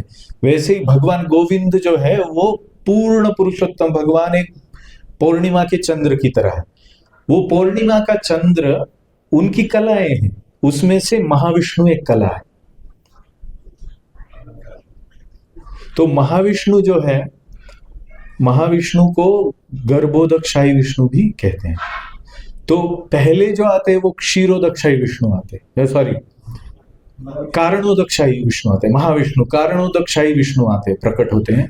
कारण उदक मतलब कारण से, सबका कारण, सब सृष्टि का कारण, उस कारण को, कारण से प्रधान प्रकट होता है, प्रधान से आगे सृष्टि की स्थूल, सूक्ष्म से स्थूल रचना होती है।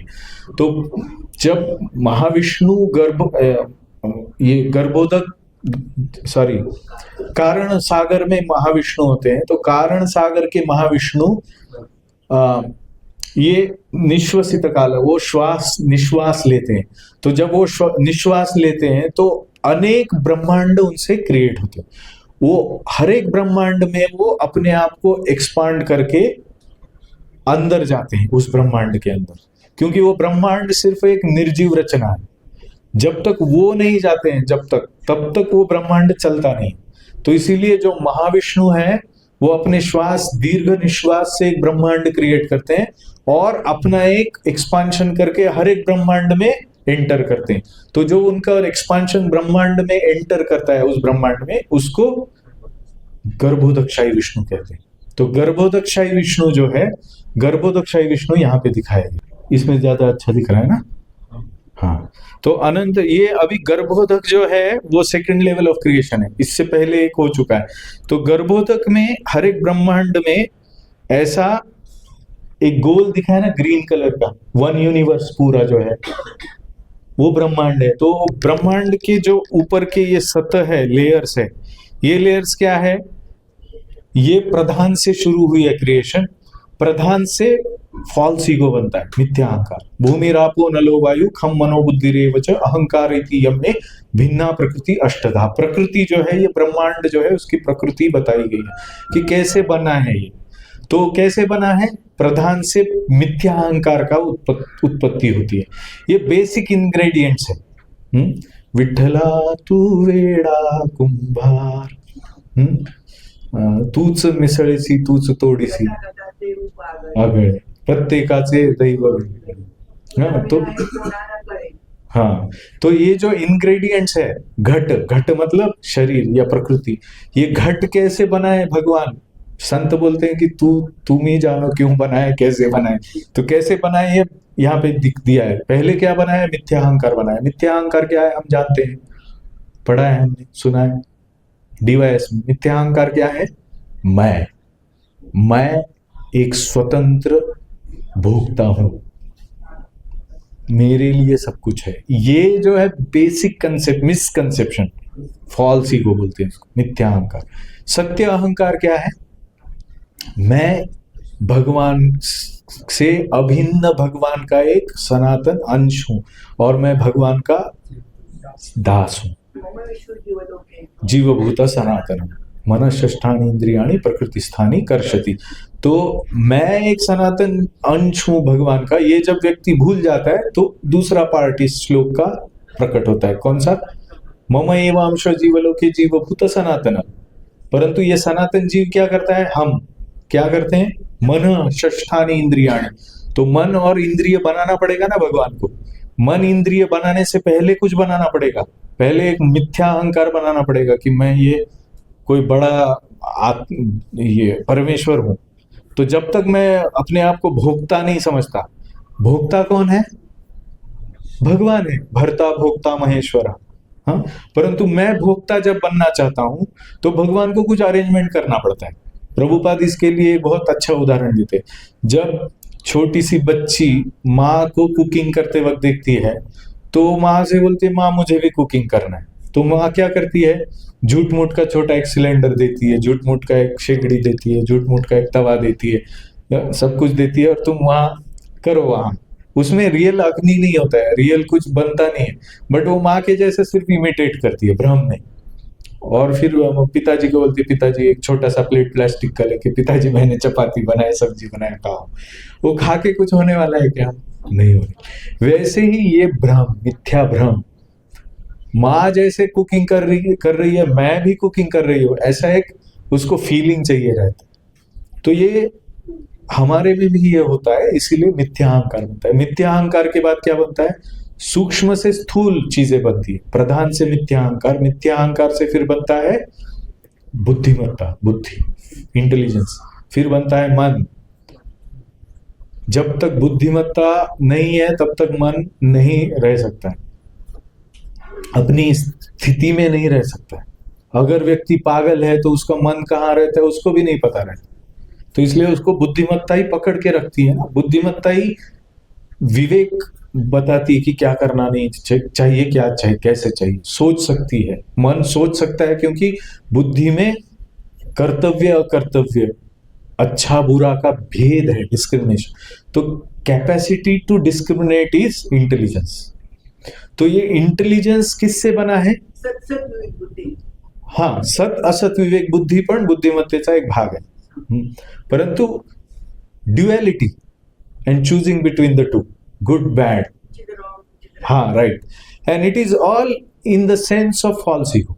Right for my tongue is my choice, which is my own false ego. Srila Prabhupada बोलते हैं, कुत्ता कुत्ती से आकर्षित होता है पर मनुष्य कुत्ती से आकर्षित नहीं होता है ना। वो मिथ्या अहंकार एक तैयार किया हुआ एक मिश्रण है। तो ऐसे कितने सारे मिथ्या अहंकार के मिश्रण बनाने पड़ते हैं, हम उनमें से एक धारण करते हैं, मिथ्या अहंकार। तो मिथ्या अहंकार, बुद्धि, फिर मन, फिर उसके बाद पंचमहाभूत, earth water air fire ether. तो उसमें से सबसे सूक्ष्म अति सूक्ष्म पहले बनता है, उसके बाद उससे स्थूल चीजें बनती है, सबसे एंड में अर्थ। तो यहाँ पे वो सब दिया है, देखिए, अर्थ, वाटर, फायर, एयर, ईथर, आकाश। तो ये सब बनता है, ब्रह्मांड का कंटेंट बनता है। और इनका ऐसा बोला है कि 100 गुना या 1000 गुना, आई एम नॉट रिमेम्बरिंग, हर एक लेयर उससे 1000 गुना 10 टाइम्स बड़ा होता है। लिखा है क्या, लिखा है 10 times, each covering is 10 times. So जो अर्थ लेयर है उससे 10 टाइम्स वाटर लेयर है। तो इस तरह से हर एक लेयर का मिश्रण बनता है। पृथ्वी लोक में जो रहते हैं वहां पे पृथ्वी तत्व का प्राधान्य से शरीर बनता है और पृथ्वी तत्व के सामान्य से भोग वस्तुएं बनती है। जल तत्व जो होता है, जल तत्व जहां प्रोमिनेंट होता है वहां जल तत्व से शरीर ज्यादा बनता है, और जल तत्व से ही भोग भी बनते हैं ज्यादा। तो हम जब देखते हैं देवी देवताओं को जब नैवेद्य अर्पण किया जाता है वेदों में, तो देवी देवता उसे कैसे ग्रहण करते हैं?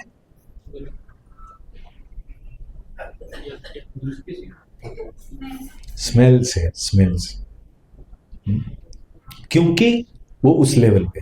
ब्रह्मा जी का शरीर किससे बना हुआ है, किस तत्व से? बुद्धि तत्व। उनमें अर्थ, वाटर, एयर, फायर, इथर कुछ भी नहीं है, इसीलिए वो हमें दिखते नहीं है। कोई अगर बोलेगा देवी देवता दिखते क्यों नहीं, क्योंकि उनका तत्व ही अलग है बना हुआ। वो इतने फास्ट कैसे यहां से वहां जा सकते हैं, क्योंकि उनके विमान जो है उस तत्व से बने हुए, हमारे जैसे स्थूल पृथ्वी तत्व से नहीं। इसीलिए जब युद्ध होते थे तो शस्त्रास्त्र पृथ्वी तत्व से क्यों चाहिए? जैसे सीपीयू, इलेक्ट्रॉनिक्स और instruction set, program execution, embedded controllers, इनसे जब वेपन सिस्टम बनते हैं तो स्थूल वेपन सिस्टम भी इंटेलिजेंट बनते हैं। अभी डिजिटल वॉरफेयर में डिजिटाइज्ड ये बैटलफील्ड है, तो उसमें सूक्ष्मता किस चीज की है? इंटेलिजेंस, बुद्धि। तो बुद्धि का तत्व उसमें जितना डालेंगे उतना वो हायर बनेगा। करेक्ट। तो अभी बुद्धि तत्व यहाँ के साइंटिस्ट का लेंगे कि इंद्र का बुद्धि लेंगे? इंद्र को इसीलिए स्वर्गारोहण करके वहां से शस्त्र लेके आया ना, ताकि हम जीत ही सके। तो इसीलिए ऐसा नहीं था ये शस्त्रास्त्र पहले नहीं थे, पर वो टेक्नोलॉजी जो था वो सूक्ष्म तत्व का था, और भी सूक्ष्म तत्व का। हम अपने शरीर को ही देखेंगे तो क्या सुपर टेक्नोलॉजी, स्थूल तत्व में चलने वाली बुद्धिमत्ता का टेक्नोलॉजी हमारी बुद्धि है, वो भी इतनी खतरनाक है। तो देवी देवताओं की बुद्धि कैसे होगी? ब्रह्मदेव जो बुद्धिमत्ता तत्व से ही बने वो क्या होंगे? वही एक वेपन वो दे देते हैं ना, जब तपस्या करने के बाद असुरों को वही एक हाँ, दे देते हैं। Correct correct. तो कंट्रोलर कितने हायर लेवल का कंट्रोलर है उतना हायर लेवल का वेपन है। तो इसीलिए हाईएस्ट वेपन क्या है? काल चक्र, सुदर्शन चक्र भगवान। उसका कोई तोड़ नहीं है। सुदर्शन चक्र को आज तक कोई भी हरा नहीं पाया। क्यों? क्योंकि वो ब्रह्मा देव के इंटेलिजेंट के ऊपर है, उसका तत्व ही अलग है, तो उसका कोई तोड़ नहीं है। तो ये है ब्रह्मांड। तो ब्रह्मांड जब बनता है तो ब्रह्मांड के अंदर महाविष्णु जो है वो गर्भोदक्षाई विष्णु के रूप में एंटर करते हैं। उनके नाभि कमल से एक लोटस स्प्राउट्स, एक कमल बनता है। तो ये जो कमल नाल है, कमल नाल बोलते हैं, देश म्हणतो ना आपण. डेट, हाँ स्टेम। तो दिस स्टेम जो नेवल ऑफ महाविष्णु से, गर्भोदक्षाई विष्णु से ऊपर ब्रह्मदेव लोटस पे उनकी उत्पत्ति होती है। तो ये जो ब्रह्मदेव है वो उनकी उत्पत्ति कितने काल तक रहती है उसका कैलकुलेशन तो शास्त्र में कहा गया है। ये सारा भागवतम में दिया हुआ है। तो जब ब्रह्मदेव की उत्पत्ति हुई तो उन्हें कुछ नहीं दिखा, सिर्फ बहुत घोर ऐसी समुद्र की भयंकर गर्जना सुनाई पड़ी अंधेरे में, और वो इतनी भयंकर, महाभयंकर थी कि वो डर गए उससे। तो उन्होंने खोज शुरू की। वो स्टेम से नीचे आए क्योंकि उनको कुछ नहीं दिख रहा था।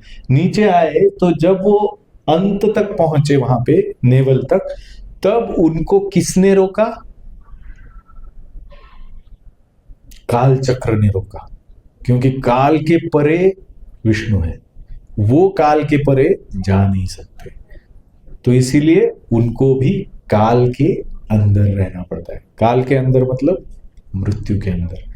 तो वो जो स्टेम बोला है, वो स्टेम अगर आप देखेंगे, मैं एक्सपांड करता हूं यहाँ पे, ये नीचे के लोक है 1 2 3 4 5 6 7, और ये ऊपर के लोक है 1 2 3 4 5 6। तो भूलोक क्या है? बीच में है ये भूलोक, अर्थ प्लैनेट, और ऊपर के प्लैनेट्स है भूलोक, भुअरलोक, स्वर्गलोक।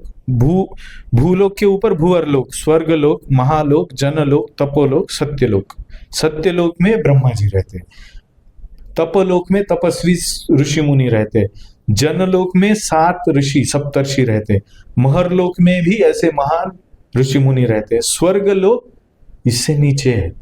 स्वर्गलोक इंद्रलोक है, हेवनली प्लैनेट्स, ये 33 मिलियन डेमिगॉड्स का एंड डीमंस का प्लैनेट है।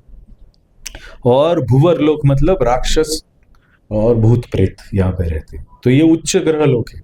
और नीचे के ग्रह लोक अतल वितल सुतल तलातल महातल रसातल पाताल, तो ये नीचे के नरक लोक है। तो ऊर्ध्वम गच्छन्ति सत्वतः सत्वस्था, मध्ये तिष्ठन्ति राजसी, जघन्य गुण प्रवृत्तिस्थ अधो गच्छन्ति तामसा।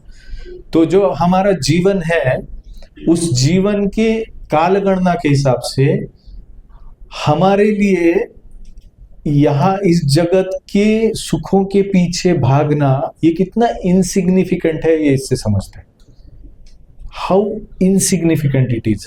तो इसीलिए महान संत महात्मा लोग जो है ना, वो सर्वसंग परित्याग करके इसको ऐसा बोले, ये इतने टाइम के लिए मैं कितना मेहनत, इतना लौकिक चीजों के लिए मेहनत क्यों करूं मैं, क्योंकि मेरा आयु कितना है, उस आयु में मैं प्राप्त करूंगा भी तो क्या करूंगा, खा पी लूंगा सो लूंगा, पर मैं खाने के लिए पीने के लिए और सोने के लिए मुझे बेसिक नेसेसिटीज ऑफ लाइफ के लिए इतना क्या लगने वाला है, मुझे बाद में इसमें कहीं तो हाँ कम से कम पारलौकिक विचार तो होना चाहिए मनुष्य का।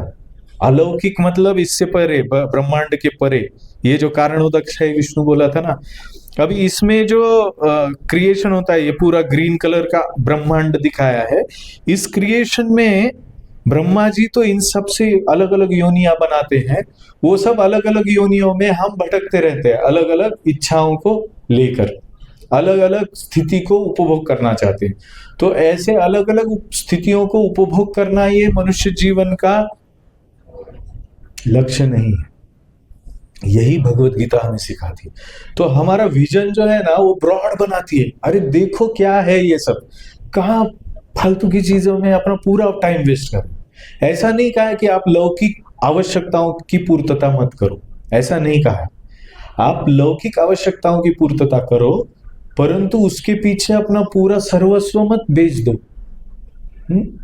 कभी कभी हम बोलते हैं ना फ्रस्ट्रेट होके किसी बॉस को कि कभी कभी होता है ऐसा कि कोई बॉस इतना ज्यादा अपना आयु ले लेता है, टाइम ले लेता है कि उसको बोलना पड़ता है सर मेरा घर भी है।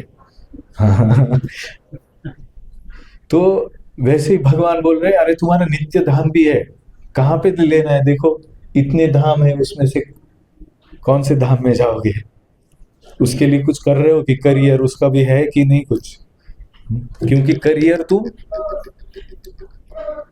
कब तक कर सकते हो, ग्रेजुएशन पोस्ट ग्रेजुएशन, उसके बाद करियर नहीं कर सकते। वैसे ही तुम मनुष्य योनि में हो तो करियर कर सकते हो, बाद में करियर नहीं कर सकते तुम। तो इसीलिए सीरियसली लो, ये सीरियस लेने के लिए कैलकुलेशन है सारे, कि तुम ब्रह्मा जी के जीवन काल तक का बड़प्पन और इतना आयु प्राप्त कर सकते हो और इतना एंजॉयमेंट कर सकते हो। वर्चुअली ब्रह्मदेव के ऊपर किसी भी असुर का कभी भी हिस्ट्री में अटैक नहीं हुआ। शिव, भगवान शिव के ऊपर हुआ है। ब्रह्मदेव का कोई कथा है क्या, मुझे तो याद नहीं है, पता नहीं। ब्रह्मदेव के ऊपर वेदों ब्रह्मा जी के हृदय से वेद चुरा के ले गए। हाँ, बट ब्रह्मा जी के ऊपर अटैक हुआ है ऐसा नहीं है। ब्रह्मा जी भाग रहे हैं मुझे बचाओ करके। नॉलेज से बना है तो उनके वेद ही हाँ करेक्ट। तो है ग्रीव अपना 90% इंद्रदेव ही भागे। हाँ करेक्ट।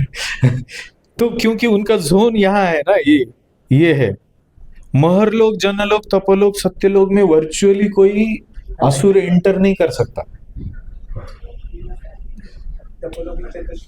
हाँ, अभी जो हिरण्यकश्यपु वगैरह है वो सारे इंद्रलोक पे ही अटैक करते हैं, अटैक करते इंद्र पर हवस है। हाँ करेक्ट। तो ये कहने का मतलब ये है कि इनमें भी जब भगवान गर्भोदकशाही विष्णु ब्रह्मा जी को इंजीनियर बनाते हैं, ब्रह्मा जी को तप का आज्ञा देते हैं, तपस्या से ब्रह्मदेव को ज्ञान होता है और ये पंच महाभूतों को और 3 सूक्ष्म घटकों को एकत्रित करके एक योनिया बनाते हैं, एक सृष्टि करते हैं ब्रह्मदेव, तो वो सृष्टि करने के बाद वो सृष्टि मानो बिना सेल का खिलौना बन जाता है, वो चलता ही नहीं है क्योंकि वो निर्जीव है। तब जाके भगवान गर्भोदकशाही विष्णु क्षीरोदकशाही विष्णु का एक्सपांशन करते हैं अपना, और तब जाके वो क्षीरोदकशाही विष्णु हर एक जीव के साथ परमात्मा रूप में उस सृष्टि में भाग लेते हैं। तब जाके जीव को समझता है कि उठना कैसे है, जागना कैसे है, चलना कैसे। मत्त स्मृतिर्ज्ञानम अपोहनम, जो जीव सोया हुआ रहता है, हम भगवान के सिवा कुछ भी नहीं कर सकते। हम जो अभी सुन रहे हैं ना, वो भी भगवान की अनुमति से सुन रहे हैं। हम यहाँ पे आके बैठे हैं ना, वो भी भगवान की अनुमति से बैठे। भगवान अगर चाहे तो एक क्षण में हमारी सुनने की शक्ति नष्ट हो जाए, एक क्षण में। ऐसा हुआ है, एक फेमस सिंगर है Alka Yagnik, she cannot here now, she has a permanent hearing loss. उसके लिए कितना बड़ा प्रताड़ना है, शिक्षा है, पनिशमेंट है। एक गायिका है, वो साउंड नहीं सुन सकती है, इतना जीवन भर गीत गाए, सुने गाए, सुने गाए, सुने गाए। अगर उनको वो जो गा रही है वो भी सुनाई नहीं पड़े तो वो गायन कैसे करेगी? उनको कुछ बुरा भला नहीं कह रहे हैं, हम बोल रहे हैं कि भगवान की अनुमति से ही कोई भी एंजॉय भी कर सकता है, या सफरिंग भी उन्हीं से आती है, सब कुछ। I am ability in a man, Krishna बोलते हैं, ability to speak, ability to stand, ability to eat. हम खा भी ले कैसे? तो अगर खा नहीं सकते हैं हम, तो कोई हमारे मुंह में निवाला डाल भी दे तो भी पचाम्यन्नम चतुर्विधम, मैं पचन करा के देता हूँ। भगवान नहीं है, अहम वैश्वानरो भूत्वा प्राणिनाम देहम आश्रिता प्राणापान समायुक्ता पचाम्यन्नम चतुर्विधम, पचन भी नहीं हो सकता हमारा, और हमारा उधर ध्यान ही नहीं। तो जो हमें चलाता है उसके तरफ भी हम नहीं देखना चाहते, इतना हमारा मिथ्या अहंकार बढ़ा हुआ है। हम सिर्फ एंजॉय करते हैं। और करेक्ट, अहम आत्मा गुणाकेशन, मतलब आत्मा की भी आत्मा भगवान है। हाँ, तो भगवान अपनेपन से बोलते हैं। जैसे मैं मेरी पत्नी को बोलता हूं तुम मेरी आत्मा हो, है कि नहीं? माता जी हसता है, तुम्ही म्हणालेत का कधी की तुम्ही म्हणालात त्यांना प्रभूजी तुम्ही माझी आत्मा आहात? नाही, ते दोघेही म्हणतात भगवान कृष्ण आमची आत्मा है। पण प्रेमामध्ये प्यार से हम कह सकते हैं ऐसा कि तुम मेरी आत्मा हो। गुरु को कह सकते हो, हे गुरुदेव आप मेरी आत्मा हो, हे गुरुदेव, हे पत्नी से, बच्चों से भी कह सकते हैं, प्रेम में कह सकते हैं।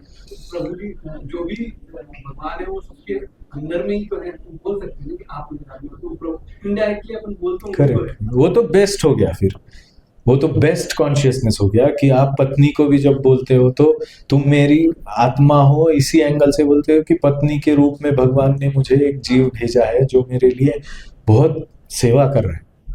तो Krishna conscious seeing, that is perfect seeing. और हम जब प्रणाम करते हैं वैष्णवों को, तब भी वैष्णवों को प्रणाम इसी स्थिति में करते हैं कि उनके हृदय में जो परम ब्राह्मणे गविहस्तिनी शुनिचैव स्वपाकेच पंडितः समुद्र, पंडित जो समदर्शिन है वो यही देखता है कि हर एक कण कण में भगवान है, हर एक आत्मा के साथ परमात्मा है। तो ये जो दृष्टि है ये क्षीरोदकशाही विष्णु की वजह से। क्षीरोदकशाही विष्णु परमात्मा रूप है, परमात्मा है, तो हमारे हृदय में वो परमात्मा है। तो इन सब का स्थान यहाँ पे बताया गया है कि किस तरह से ये, हमारा अभी तक श्लोक पूरा पढ़ के भी नहीं हुआ, ठीक है, ये समझ में आया ना?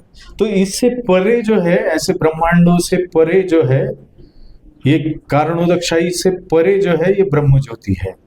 ये जो व्हाइट कलर दिख रहा है, ये बीच में ब्रह्म ज्योति। तो ब्रह्म ज्योति जो है वो मुक्ति का स्थान है, जन्म मृत्यु से परे जो स्थान है, कैवल्य, 5 प्रकार की मुक्ति है, उसमें सायुज्य मुक्ति जो है वो ब्रह्म ज्योति में विलीन होना है। जो असुर भगवान के हाथ से मारे जाते हैं वो ब्रह्म ज्योति में विलीन हो जाते हैं।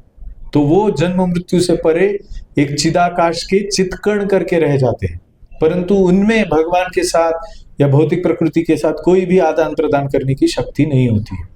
अव्यक्त जैसे रहते हैं वो, सिर्फ जन्म मृत्यु जरा व्याधि नहीं है, आध्यात्मिक अधिदैविक अधिभौतिक क्लेश नहीं है, परंतु उनकी आनंद की स्थिति नहीं है। इसीलिए ये जो स्थिति है उसे सत स्थिति कहा है, परंतु सच्चित स्थिति कहा गया है, परंतु सच्चित आनंद स्थिति नहीं कहा गया। वहां पे आनंद जो है वो कैवल्य मुक्ति का आनंद है, परंतु कैवल्य मुक्ति का आनंद जो है वो सिर्फ दुख से दूर होने का, जन्म मृत्यु जरा व्याधि के संकटों से दूर रहने का, या आध्यात्मिक अधिभौतिक आदि दैविक क्लेशों से मुक्ति की स्थिति है। जैसे अगर पति पत्नी का झगड़ा हो जाए और पत्नी बोले मैं तुमसे बात नहीं करूंगी, तुम मुझसे बात मत करो, शांति शांति शांति, बोलेंगे तो झगड़ा ही होता है, इसलिए बात ही नहीं करें, तुम उधर मैं उधर, बस। तो उसी तरह से जीव जब ना तो भौतिक प्रकृति के साथ जी सकता है, क्योंकि उसको उतना ज्ञान है कि ये प्रकृति मुझे फंसा के रखती है और जन्म मृत्यु में सड़ाती रहती है, मुझे इससे कुछ लेना नहीं, इसके साथ भी झगड़ा हो गया, और भगवान के साथ संबंध नहीं हुआ, प्रेम संबंध, भक्ति नहीं हुई, तो बीच में वो रहता है, उसे कैवल्य बोलते हैं। उसके लिए चॉइस है। तो भगवान ने सारे कॉम्बिनेशंस, परम्यूटेशंस, कॉम्बिनेशंस के लिए स्थिति बना के रखी है। आपको पता है ये permutation, combination, computer engineering, discrete mathematics वगैरह में पढ़ाते हैं। तो ये स्थिति है, हर एक स्थिति के लिए भगवान के पास सॉल्यूशन है। तुम्हें क्या चाहिए, जाओ उधर जाके रहो, मुझसे भी प्रेम नहीं है, ये दुख भी नहीं चाहिए, तो मुक्ति का एक मार्ग है, उसको फॉलो करो, वहां पे जाके आराम से निष्क्रिय रहो, कुछ भी मत करो, तो ब्रह्म ज्योति है। लेकिन उनको अगर उस साइड से बाहर आना है तो कैसे आएंगे? वो आते हैं, अल्टीमेटली बोला है, क्योंकि जीव की स्वाभाविक स्थिति सच्चिद नहीं है, सच्चिद आनंद है। तो हाँ, अस्वाभाविक होता है, तो इसीलिए आरुह्य कृच्छेण पतंती अधः, भागवतम में दिया है कि जो ब्रह्म ज्योति में विमुक्त मानी ना बोलते हैं, वो मुक्त मानते हैं अपने आप को, परंतु वो मुक्त नहीं है वास्तविक, क्योंकि वो आनंद को प्राप्त नहीं करते। कितने दिनों तक बिना बोले पति पत्नी रह सकते हैं, कितना भी झगड़ा, आजकल इतनी उग्रता है कि डाइवोर्स लेके रहते हैं, पर दुख तो हमेशा रहता है। तो वो स्वाभाविक नहीं है, भूल भी जाए एक दूसरे को तो वो एक स्वाभाविक स्थिति नहीं है, वो आदान प्रदान ये स्वाभाविक स्थिति है। तो जीव तत्व के साथ या परमात्मा या भगवत तत्व के साथ ही समाधान हो सकता है। जैसे कोई पेड़ से कोई टहनी काट दे तो वो टहनी पेड़ नहीं कहलाती है, वो सूख जाती है टहनी, तो उसका अस्तित्व ही नहीं है। उसी प्रकार जीव का जब तक भगवान के साथ कनेक्शन नहीं है तब तक उसका अस्तित्व ही नहीं है। तो अस्तित्व विहीनता को अस्तित्व समझना मतलब मिथ्याहंकार। ये जो ब्रह्मांड में दिखा है ना, ये लेयर, सबसे बाहर का लेयर फॉल्स ईगो, ये वो टहनी ऐसा समझती है कि मैं पेड़ हूं, पर वो सूखने ही वाली है। कभी कभी अग्नि और स्फुल्लिंग का भी उदाहरण देते हैं। जब तक अग्नि, उपनिषदों में कहा है, अग्नि से स्फुल्लिंग अग्नि में ही रहता है, तब तक वो उसका भाग है। चिंगारी बोलते हैं ना, चिंगारी बाहर गई तो वो नष्ट हो गई, तो उसी प्रकार नष्ट होते रहता है। तो ये अगले वाला जो श्लोक है वो कहलाता है। पता नहीं आप थक गए क्या? 15 मिनट लेके? हाँ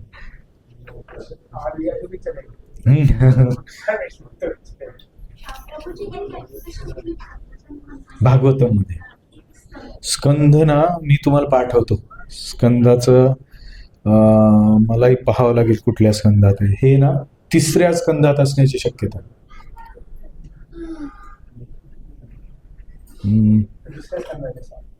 दुसऱ्यामध्ये हा नाही, पण क्रिएशन बऱ्याच स्कंदात दिलंय परत, पण जे त्रसरेणू, अणु, परमाणु ते जे आहे ना, मला वाटतं ते सांख्य योगाचा भाग आहे जो कपिल मुनींनी उद्धृत केलेला आहे। तो 3ऱ्या स्कंदामध्ये विदुर आणि मैत्रेय संवाद पण आहे। आणि कदाचित, कारण हा सांख्यचा भाग आहे ना, संख्यापूर्वक गणना आहे याच्यात की कुठलं तत्व आहे, कुठलं तत्व आहे नेक्स्ट, पण हे बऱ्याच ठिकाणी येतं भागवत। हो, क्रिएशन, हा करेक्ट। हो हो, हा करेक्ट। तो But ये calculation part and this creation part and everything is clear now. Okay. हाँ, so these 100 years by Earth calculation total 311 trillion and 40 billion Earth years. हमने देखा वो, हाँ, ये ब्रह्मा जी का ये, तो ये क्रॉस वेरीफाई किया है मैंने, वो सारे कैलकुलेशन ना मैंने सब यहाँ वहां से उठा के वो एक छोटा सा टेबल और आर्टिकल जैसा लिखा है, उसमें पूरा मैथमेटिकल कैलकुलेशन दिया हुआ है। उस तरह का टेबल और कैलकुलेशन मुझे नहीं मिला कहीं पे, सिर्फ फिगर्स मिले, एंड फिगर्स। तो श्रील प्रभुपाद ने ये 311 ट्रिलियन 40 बिलियन कहाँ से निकाला है मुझे समझ में नहीं आ रहा था, तो इसलिए वो मैंने वो आर्टिकल में लिखा हुआ है कैसे कैलकुलेशन किया। वो क्रॉस वेरीफाई भी तभी हुआ था, मतलब मैं उसको सिर्फ फेथ से हाँ ठीक है रहेगा करके लेता था, बट एक्चुअल कैलकुलेशन करके देखा तो प्रभुपाद ने बराबर एग्जैक्ट दिया है। By these calculations, the life of Brahma seems fantastic and interminable. Interminable मतलब जो समाप्त नहीं होगा ऐसा लगता है। But from the viewpoint of eternity, it is as brief as lightning flash. मतलब एक विद्युल्लता अगर चमक उठे तो जितना पीरियड होता है वैसा ही ब्रह्मदेव का पीरियड है। From eternity point of view, अविनाशी तु तद्विद्धि येन सर्वमिदं ततः विनाशम अव्ययस्यास्य न कश्चित् कर्तुम अर्हसि। In the causal ocean there are innumerable Brahmas. Causal ocean मतलब कारणोदकशाही। Brahmas rising and disappearing like bubbles in the Atlantic. Brahma and his creation are all part of the material universe and therefore they are in a constant flux. In the material universe, not even Brahma is free from the process of birth, old age, disease, death. प्रभु जी ने पूछा था कि क्या ब्रह्मदेव भी मृत्यु को प्राप्त होते हैं? Brahma, however, is directly engaged. यहाँ पे एक नोट दिया है बहुत अच्छा। Brahma, however, is directly engaged in the service of the Supreme Lord in the management of this universe. Therefore, he at once attains liberation. तो भले ही ब्रह्मलोक जन्म मृत्यु के चक्र में ही है, फिर भी ब्रह्मदेव जनरली पूरी सेवा में रहते हैं, बुद्धि में रहते हैं, इसीलिए ब्रह्मदेव मुक्ति को प्राप्त करते हैं, वो जन्म मृत्यु को प्राप्त नहीं करते हैं, ऐसा जनरल रूल दिया है। एलिवेटेड सन्यासीज आर परंतु भागवतम में ब्रह्मदेव ने अपने शरीर का त्याग किया था, ये भी दिया हुआ है। जब ब्रह्मदेव के ऊपर भूत प्रेत पिशाच आदि निगेटिव एनर्जीज को जब तैयार किया ब्रह्मदेव ने, तो ये निगेटिव एनर्जीज ब्रह्मदेव का ही पीछा करने लगी और ब्रह्मदेव हॉन्टेड हो गए, उनको पकड़ लिया उन्होंने। इन घोस्ट हॉबगॉब्लिन्स बोलते हैं, मतलब भूत प्रेतों ने पकड़ लिया, तो वो उनका शरीर अपवित्र हुआ ऐसे उनको लगा, इसीलिए उन्होंने अपने शरीर का त्याग किया।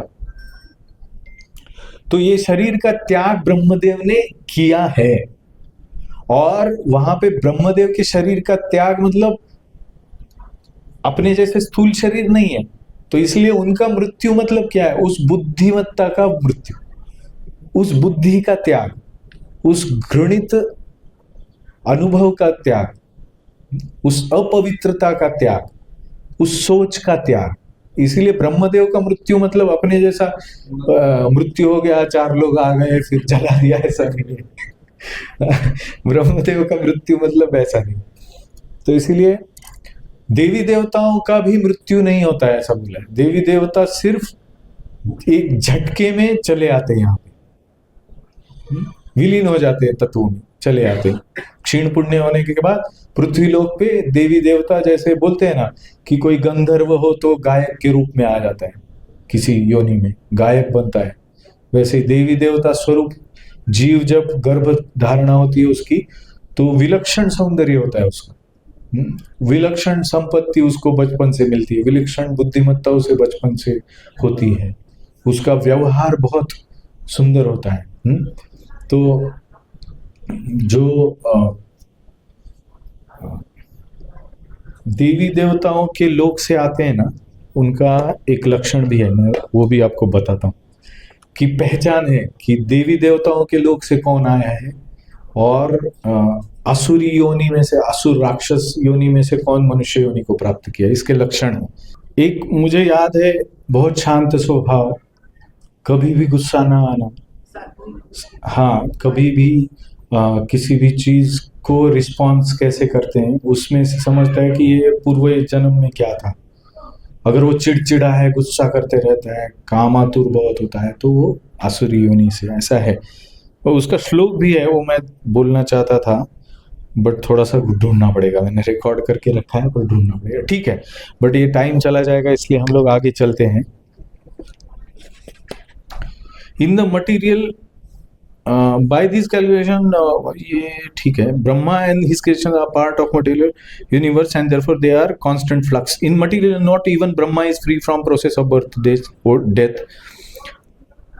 Elevated sannyasis are promoted to Brahma's particular planet, ब्रह्मलोक। जो सन्यासी होते हैं ना, उनका ब्रह्मलोक में ये होता है, जन्म होता है, which is the highest planet in the material universe and which survives all the heavenly planets in the upper strata of the planetary system. But in due course, Brahma and all the inhabitants of Brahmalok are subject to death according to the law of material nature. तो हम देखते हैं कि ये जो creation है वो ब्रह्मा का क्रिएशन अंडर टाइम इन्फ्लुएंस, एक टाइम पीरियड है। आगे का श्लोक है, अव्यक्ताद व्यक्तयः सर्वाः प्रभवन्ति अहरागमे रात्र्यागमे प्रलीयन्ते तत्रैवाव्यक्त संज्ञके। At the beginning of Brahma's day, all living entities become manifest from the unmanifest. अव्यक्त से व्यक्त होते हैं, ब्रह्मा का दिन आता है तो अव्यक्त से व्यक्त होते हैं, और रात आती है तो फिर से अव्यक्त हो जाते हैं। Thereafter, when the night falls, they are merged into the unmanifest again. अव्यक्तादीनि भूतानि व्यक्त मध्यानि भारत। पहले अव्यक्त होते हैं, फिर व्यक्त होते हैं, फिर से अव्यक्त होते हैं। इस तरह से व्यक्त अव्यक्त का ये चलता रहता है। तो यहाँ पे भी आगे दिया है कि जो ब्रह्मदेव जब जगते हैं तो सर्ग बोलते हैं उसे। हाँ, so unmanifest manifest, so sarg, I was telling about sarg. तो when Brahma ji wakes up, जब ब्रह्मा जी जाग जाते हैं, उनका दिन शुरू होता है, तो उसे सर्ग बोलते हैं, और जब वो सो जाते हैं उसे प्रलय बोलते हैं। तो जो हम सुनते हैं ना, सब प्रलय हो गया, तो ब्रह्मा जी सो जाते हैं तो सारा सृष्टि, ये पंच महाभूत, ये सब जो है अनमैनिफेस्ट होता है, तो उसको प्रलय कहते हैं। जब ब्रह्मदेव के 100 वर्ष की आयु पूर्ण होती है तो उसे महाप्रलय कहते हैं। तो दो प्रलय कहाँ है, महाप्रलय और प्रलय, जिसमें ब्रह्मदेव भगवान में लीन होते हैं। ब्रह्मदेव की जितनी आयु होती है उतना ही महाप्रलय का काल रहता है। महाप्रलय का काल खत्म होने के बाद, पूरा होने के बाद ब्रह्मदेव भगवान से फिर प्रकट होते हैं, उसे महासर्ग कहते हैं। तो सर्ग, महासर्ग, प्रलय, महाप्रलय, ये होते हैं। तो एक होता है ब्रह्मदेव के एक दिन में सर्ग होता है, रात्र में प्रलय। तो एक प्रलय जो हमारे लिए वो नष्ट होना है पूरा, तो एक ये प्रलय जो एक रात्र का होता है, एक प्रलय है, उससे भी बड़ा महाप्रलय होता है। जब प्रलय होता है तो जो हमने दिखा है ब्रह्मांड, वो ब्रह्मांड नष्ट नहीं होता है, बट जब महाप्रलय होता है तो सारा कुछ नष्ट हो जाता है। प्रलय होता है तो सिर्फ ब्रह्मा जी के अधिपत्य में जो है वो नष्ट होता है, परंतु महाप्रलय होता है तो ब्रह्मा जी जिसके इन्फ्लुएंस में है उसके इन्फ्लुएंस में वो विलीन हो जाते हैं, वो स्वयं भी नष्ट हो जाते हैं उसमें। महाविष्णु के जो श्वासोच्छ्वास है उसके अंदर चले जाते हैं। करेक्ट, तो महाप्रलय। तो वैसे ही बीच में और एक होता है मनवंतर। मनवंतर चेंज जब होता है तो एक मनु का कार्यकाल पूरा होता है, दूसरा मनु, तभी भी क्रिएशन, सेकेंडरी क्रिएशन, डिसोल्यूशन, प्रलय, ये सब होता है। तो इस तरह से बहुत सारे प्रलय हैं, बहुत प्रकार के प्रलय है, होते रहते हैं। कभी कभी हम मनुष्य अपने स्वयं के प्रकृति के साथ बहुत ज्यादा खिलवाड़ करने की वजह से भी छोटे छोटे प्रलय, सुनामी होते रहते हैं। तो अपना अपना रीजन में जितना रीजन अफेक्ट होने की शक्ति है उतना अल्टीमेटली वो सब कर्म है। क्यों? प्रलय में क्या होता है, पंच महाभूत उग्र बन जाते हैं, महाभयंकर बारिश होती है, महाभयंकर अग्नि वर्षा होता है। वो किससे होता है? पर्जन्य किससे होता है भगवत गीता के अनुसार? नहीं, बट उसका कारण क्या है? पर्जन्य क्यों होता है? परफेक्ट, यज्ञ की वजह से पर्जन्य होता है। तो यज्ञ ठीक से ना हो तो पर्जन्य होता नहीं है, या फिर ऐसा होता है कि सब नष्ट हो जाता है। तो सब बैलेंस किससे होता है? सृष्टि का पूरा। तीसरे अध्याय में भगवान बोलते हैं एवं प्रवर्तितम चक्रम। हाँ, ये प्रवर्तितम चक्र, ये सृष्टि का चक्र किससे होता है? देवान भावयतानेह, ये देवा भावयन्तु वह परस्परम भावयन्त परम श्रेय अवाप्स्यत। हम देवी देवताओं को संतुष्ट करें, देवी देवता हमें आशीर्वाद दे। इस तरह से सृष्टि का चक्र चलता है, आदान प्रदान चलता है। और यज्ञ कर्म समुद्भव, मनुष्य ही कर्मयोनि है, यज्ञ मनुष्य ही करते हैं। मनुष्य जब यज्ञ करते हैं तो उससे देवी देवता संतुष्ट होते हैं। और एवं प्रवर्तितम चक्रम, ये चक्र जब तक चलता रहता है तब तक सृष्टि है। तो यहाँ पे जो ब्रह्मांड में ऊपर नीचे के सब लोग हैं वो किसके ऊपर आधारित है? किससे चलते हैं? यज्ञ से चलते हैं। यज्ञ कौन करता है? मनुष्य करता है। कैसे करता है? कर्म समुद्भव, जो प्रिस्क्राइब ड्यूटीज है उससे यज्ञ होता है। तो सृष्टि में अगर उथल पुथल हो रही है तो कौन जिम्मेदार है? भगवान। जो ये सृष्टि के चक्र का पालन नहीं करते हैं वो ये उथल पुथल मचा देते हैं। जैसे किसी बहुत अद्भुत यंत्र को चलाने के लिए भी अद्भुत ट्रेनिंग वाला अद्भुत इंसान लगता है, व्यक्ति लगता है। कंप्यूटर चलाने के लिए इंजीनियर लगता है, कंप्यूटर इंजीनियरिंग लगता है। कंप्यूटर ऑपरेट करने के लिए ट्रेन्ड ऑपरेटर लगता है। वैसे सृष्टि इतना जबरदस्त यंत्र है, उसको चलाने के लिए बहुत प्रशिक्षित कार्य करने वाले, प्रिस्क्राइब ड्यूटी करने वाले, यज्ञ करने वाले महाबुद्धिमान पुरुष लगते हैं, या जीव जो मनुष्य योनि में है वो लगते हैं। वो एक्सपर्ट्स है इसके। तो वो एक्सपर्ट्स में से कोई सिखाने वाले एक्सपर्ट है, वो ब्राह्मण है, सन्यासी है, वो सिखा रहे हैं।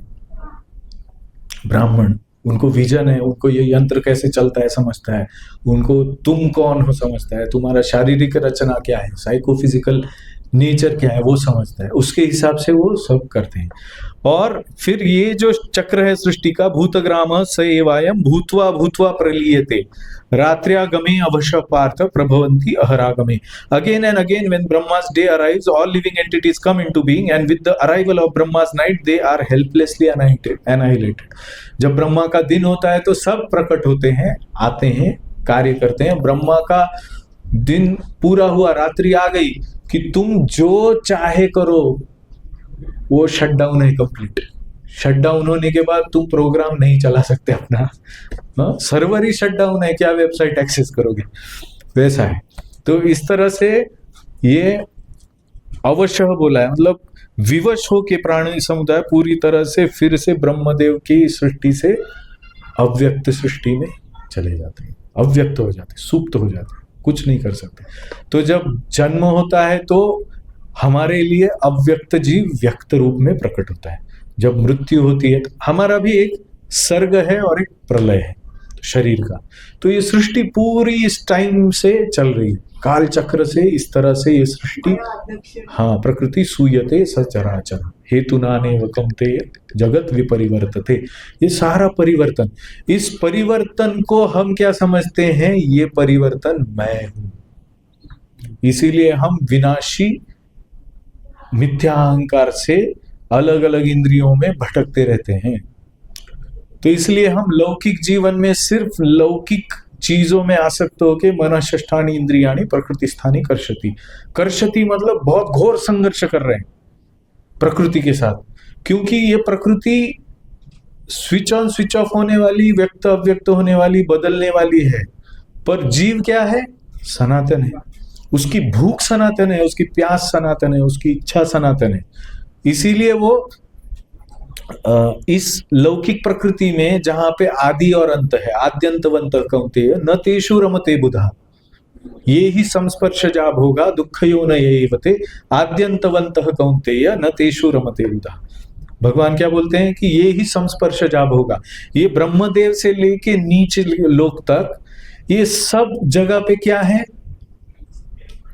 क्या हो रहा है?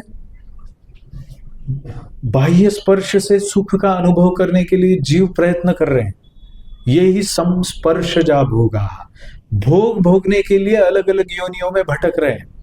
ब्रह्मा की भी एक योनि है और एक चींटी की भी योनि है, अमीबा की भी योनि है, मनुष्य की भी योनि है, सांप के भी, वृक्ष लता बेली सबकी योनि है। ये सारी योनियों में कर क्या रहे हो आप?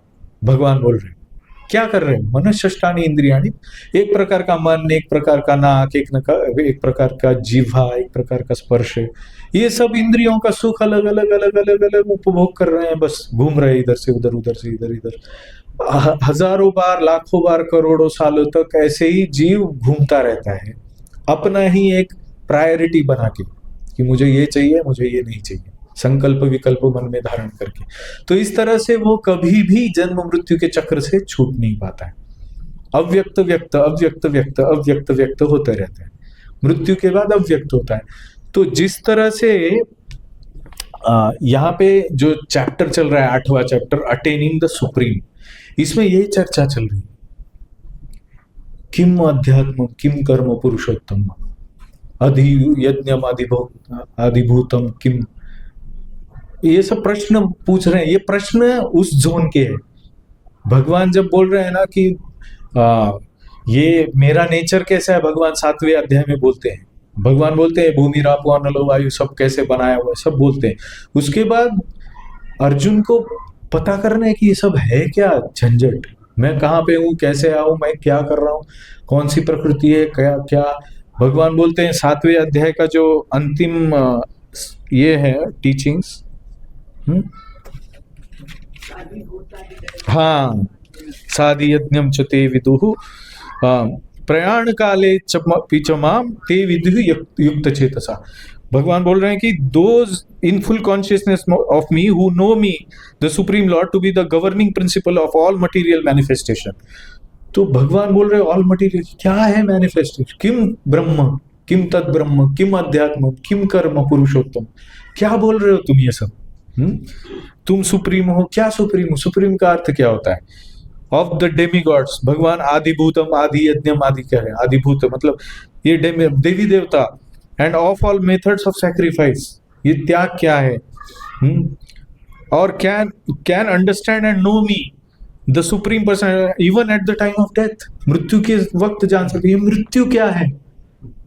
तो भगवान बोल रहे व्यक्त अव्यक्त है और इसका पीरियड क्या है, सब डिटेल में भगवान बोल रहे कैसे चलता है, कैसे बना हुआ है, क्या झंझट है, सब कैसे निकलना है कि नहीं है बोलो। तुम सोचो कहाँ पे फंसे हुए हो, कहाँ पे तुम्हें कुछ जानने को मिल रहा है, कहाँ पे जानने को नहीं मिल रहा है, कब तक तुम सोते हो, कब तक ब्रह्मा सोते हैं, तुम सोए हुए हो, कब से सोए हुए हो, मुझे प्राप्त करना मतलब क्या।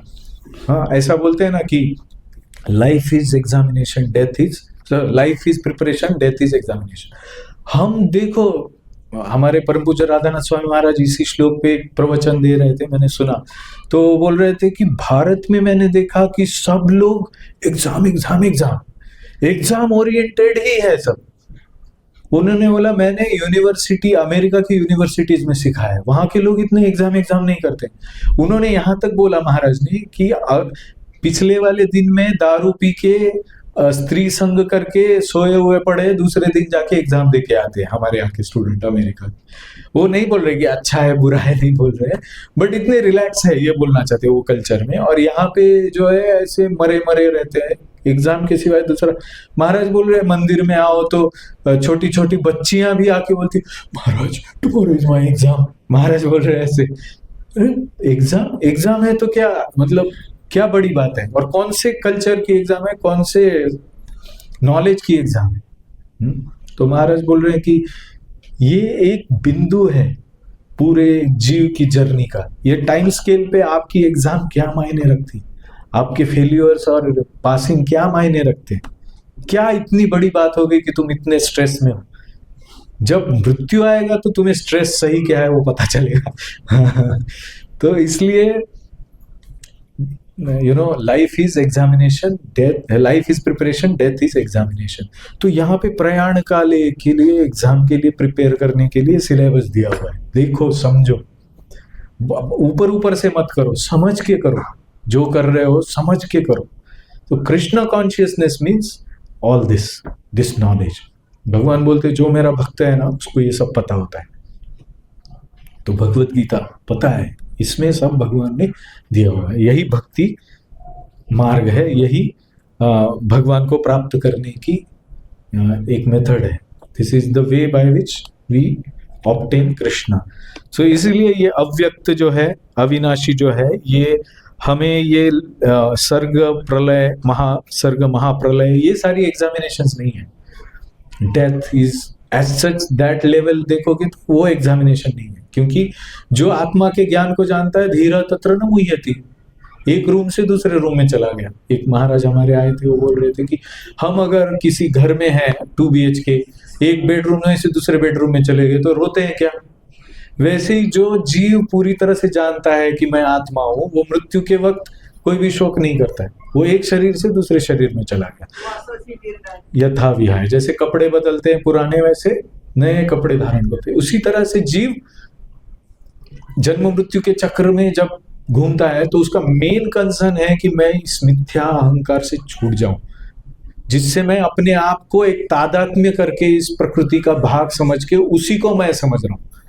उससे मुझे निकलना है, उस ब्रह्मांड से मुझे निकलना है बाहर। तो वो कैसे निकलता है व्यक्ति? अपने आप को भगवान का सेवक समझ के, अपने नित्य सिद्ध देह को प्राप्त करके, भक्ति को प्राप्त करके। तो ये मद भक्तो मद्याजी माम नमस्कुरु मामे वैश्यसि उत्तम ते प्रति मत परायण। हाँ, तो माम उपेत्य पुनर्जन्म दुखालयम अशाश्वतम नाप्नुवन्ति महात्मानः संसिद्धिं परमां गतः। सिद्धि क्या है? परम सिद्धि। मुझे माम उपेत्य पुनर्जन्म दुखालयम अशाश्वतम, फिर से जन्म नहीं होगा। तो ये भक्ति है। और भक्ति मार्ग का सबसे सरल जो काल है वो है कलयुग। और भक्ति मार्ग का सबसे अनोखा, सुंदर, एकदम सौम्य और बहुत ही सिंपल उपाय क्या है? हरे कृष्ण कृष्ण कृष्ण हरे हरे, हरे राम राम राम हरे। ये महामंत्र हम जितना सृष्टि को भूल के महामंत्र को ही याद करके करेंगे, उतना हमारे लिए ये परीक्षा एकदम आसान होगी। कितना सिंपल सिलेबस है क्या? Simple syllabus, simple for simple, difficult for difficult. तो ये जो है ना, हमें भक्ति में आगे जाना है तो हमें हरि नाम लेके जाए। जो वहां पे जो चित्र था ना, लास्ट दिखाता हूँ चित्र में क्या था। तो आप यहाँ पे एक महामंत्र देख रहे हैं क्या? हरे कृष्ण एक ऊपर ऐसा जा रहा है, व्हाइट कलर के फॉन्ट में लिखा है। वहां पे डिस्प्ले होते होते टाइम लग रहा है, मुझे यहाँ पे बहुत क्लियर दिख रहा है। ये जो व्हाइट दिख रहा है ना, ऐसा लाइन के जैसा, हाँ, दैट इज हरे कृष्ण महामंत्र। वो हमें गोलोक वृंदावन धाम तक लेके जाएगा। तो ये महामंत्र के सहारे हम इन सब लेयर्स को भेद सकते हैं। और महामंत्र से इन सब लेयर्स को भेदना ये बहुत बड़ा साइंस है, ये भी सीखना पड़ता है। तो ये जो महामंत्र है ना, जो हमें पूरी तरह से मुक्त करेगा, पता नहीं यहाँ पे क्यों नहीं आ रहा है, बट महामंत्र जो हमें मुक्त करेगा पूरा ना, वो महामंत्र लेना भी एक कला है। तो offensive stage of chanting, offenseless stage of chanting and pure chanting। अपराध युक्त नाम, अपराध विरहित नाम जिसको नामाभास कहते हैं, और शुद्ध नाम। हम जब बोलते हैं कि हम अपने सिद्ध देह को प्राप्त करके आध्यात्मिक लोक जाएंगे, तो हम शुद्ध नाम को रेफर करते हैं। तो शुद्ध नाम की साधना करने के लिए बहुत स्टेजेस है, बहुत स्टेप्स है। तो ऐसा नहीं कि हरे कृष्ण महामंत्र हरे कृष्ण ऐसा बोलना शुरू किया तो हम सिद्धि को प्राप्त कर गए। उसके लिए बहुत गहरा विज्ञान है, ये विज्ञान हमें जानना चाहिए। इसके लिए हमें सत्संग ऐसे महान संतों के साथ करना चाहिए जो इस कला में निपुण है। उनके साथ बहुत गहरा संबंध, बहुत गहरा मार्गदर्शन लेना पड़ता है। क्योंकि इनमें बहुत इंट्रिकसीज है हरिनाम साधना में। भले ही हम बोलते हैं कि हरे कृष्ण करो और back to God, chant Hare Krishna and be happy बोलते हैं Srila Prabhupada. Chanting Hare Krishna and how it takes to spiritual world is a big science. तो हमें उस साइंस में पारंगत होना है। हरे कृष्ण। श्रील प्रभुपाद की जय। श्रीमद् भगवद गीता की जय।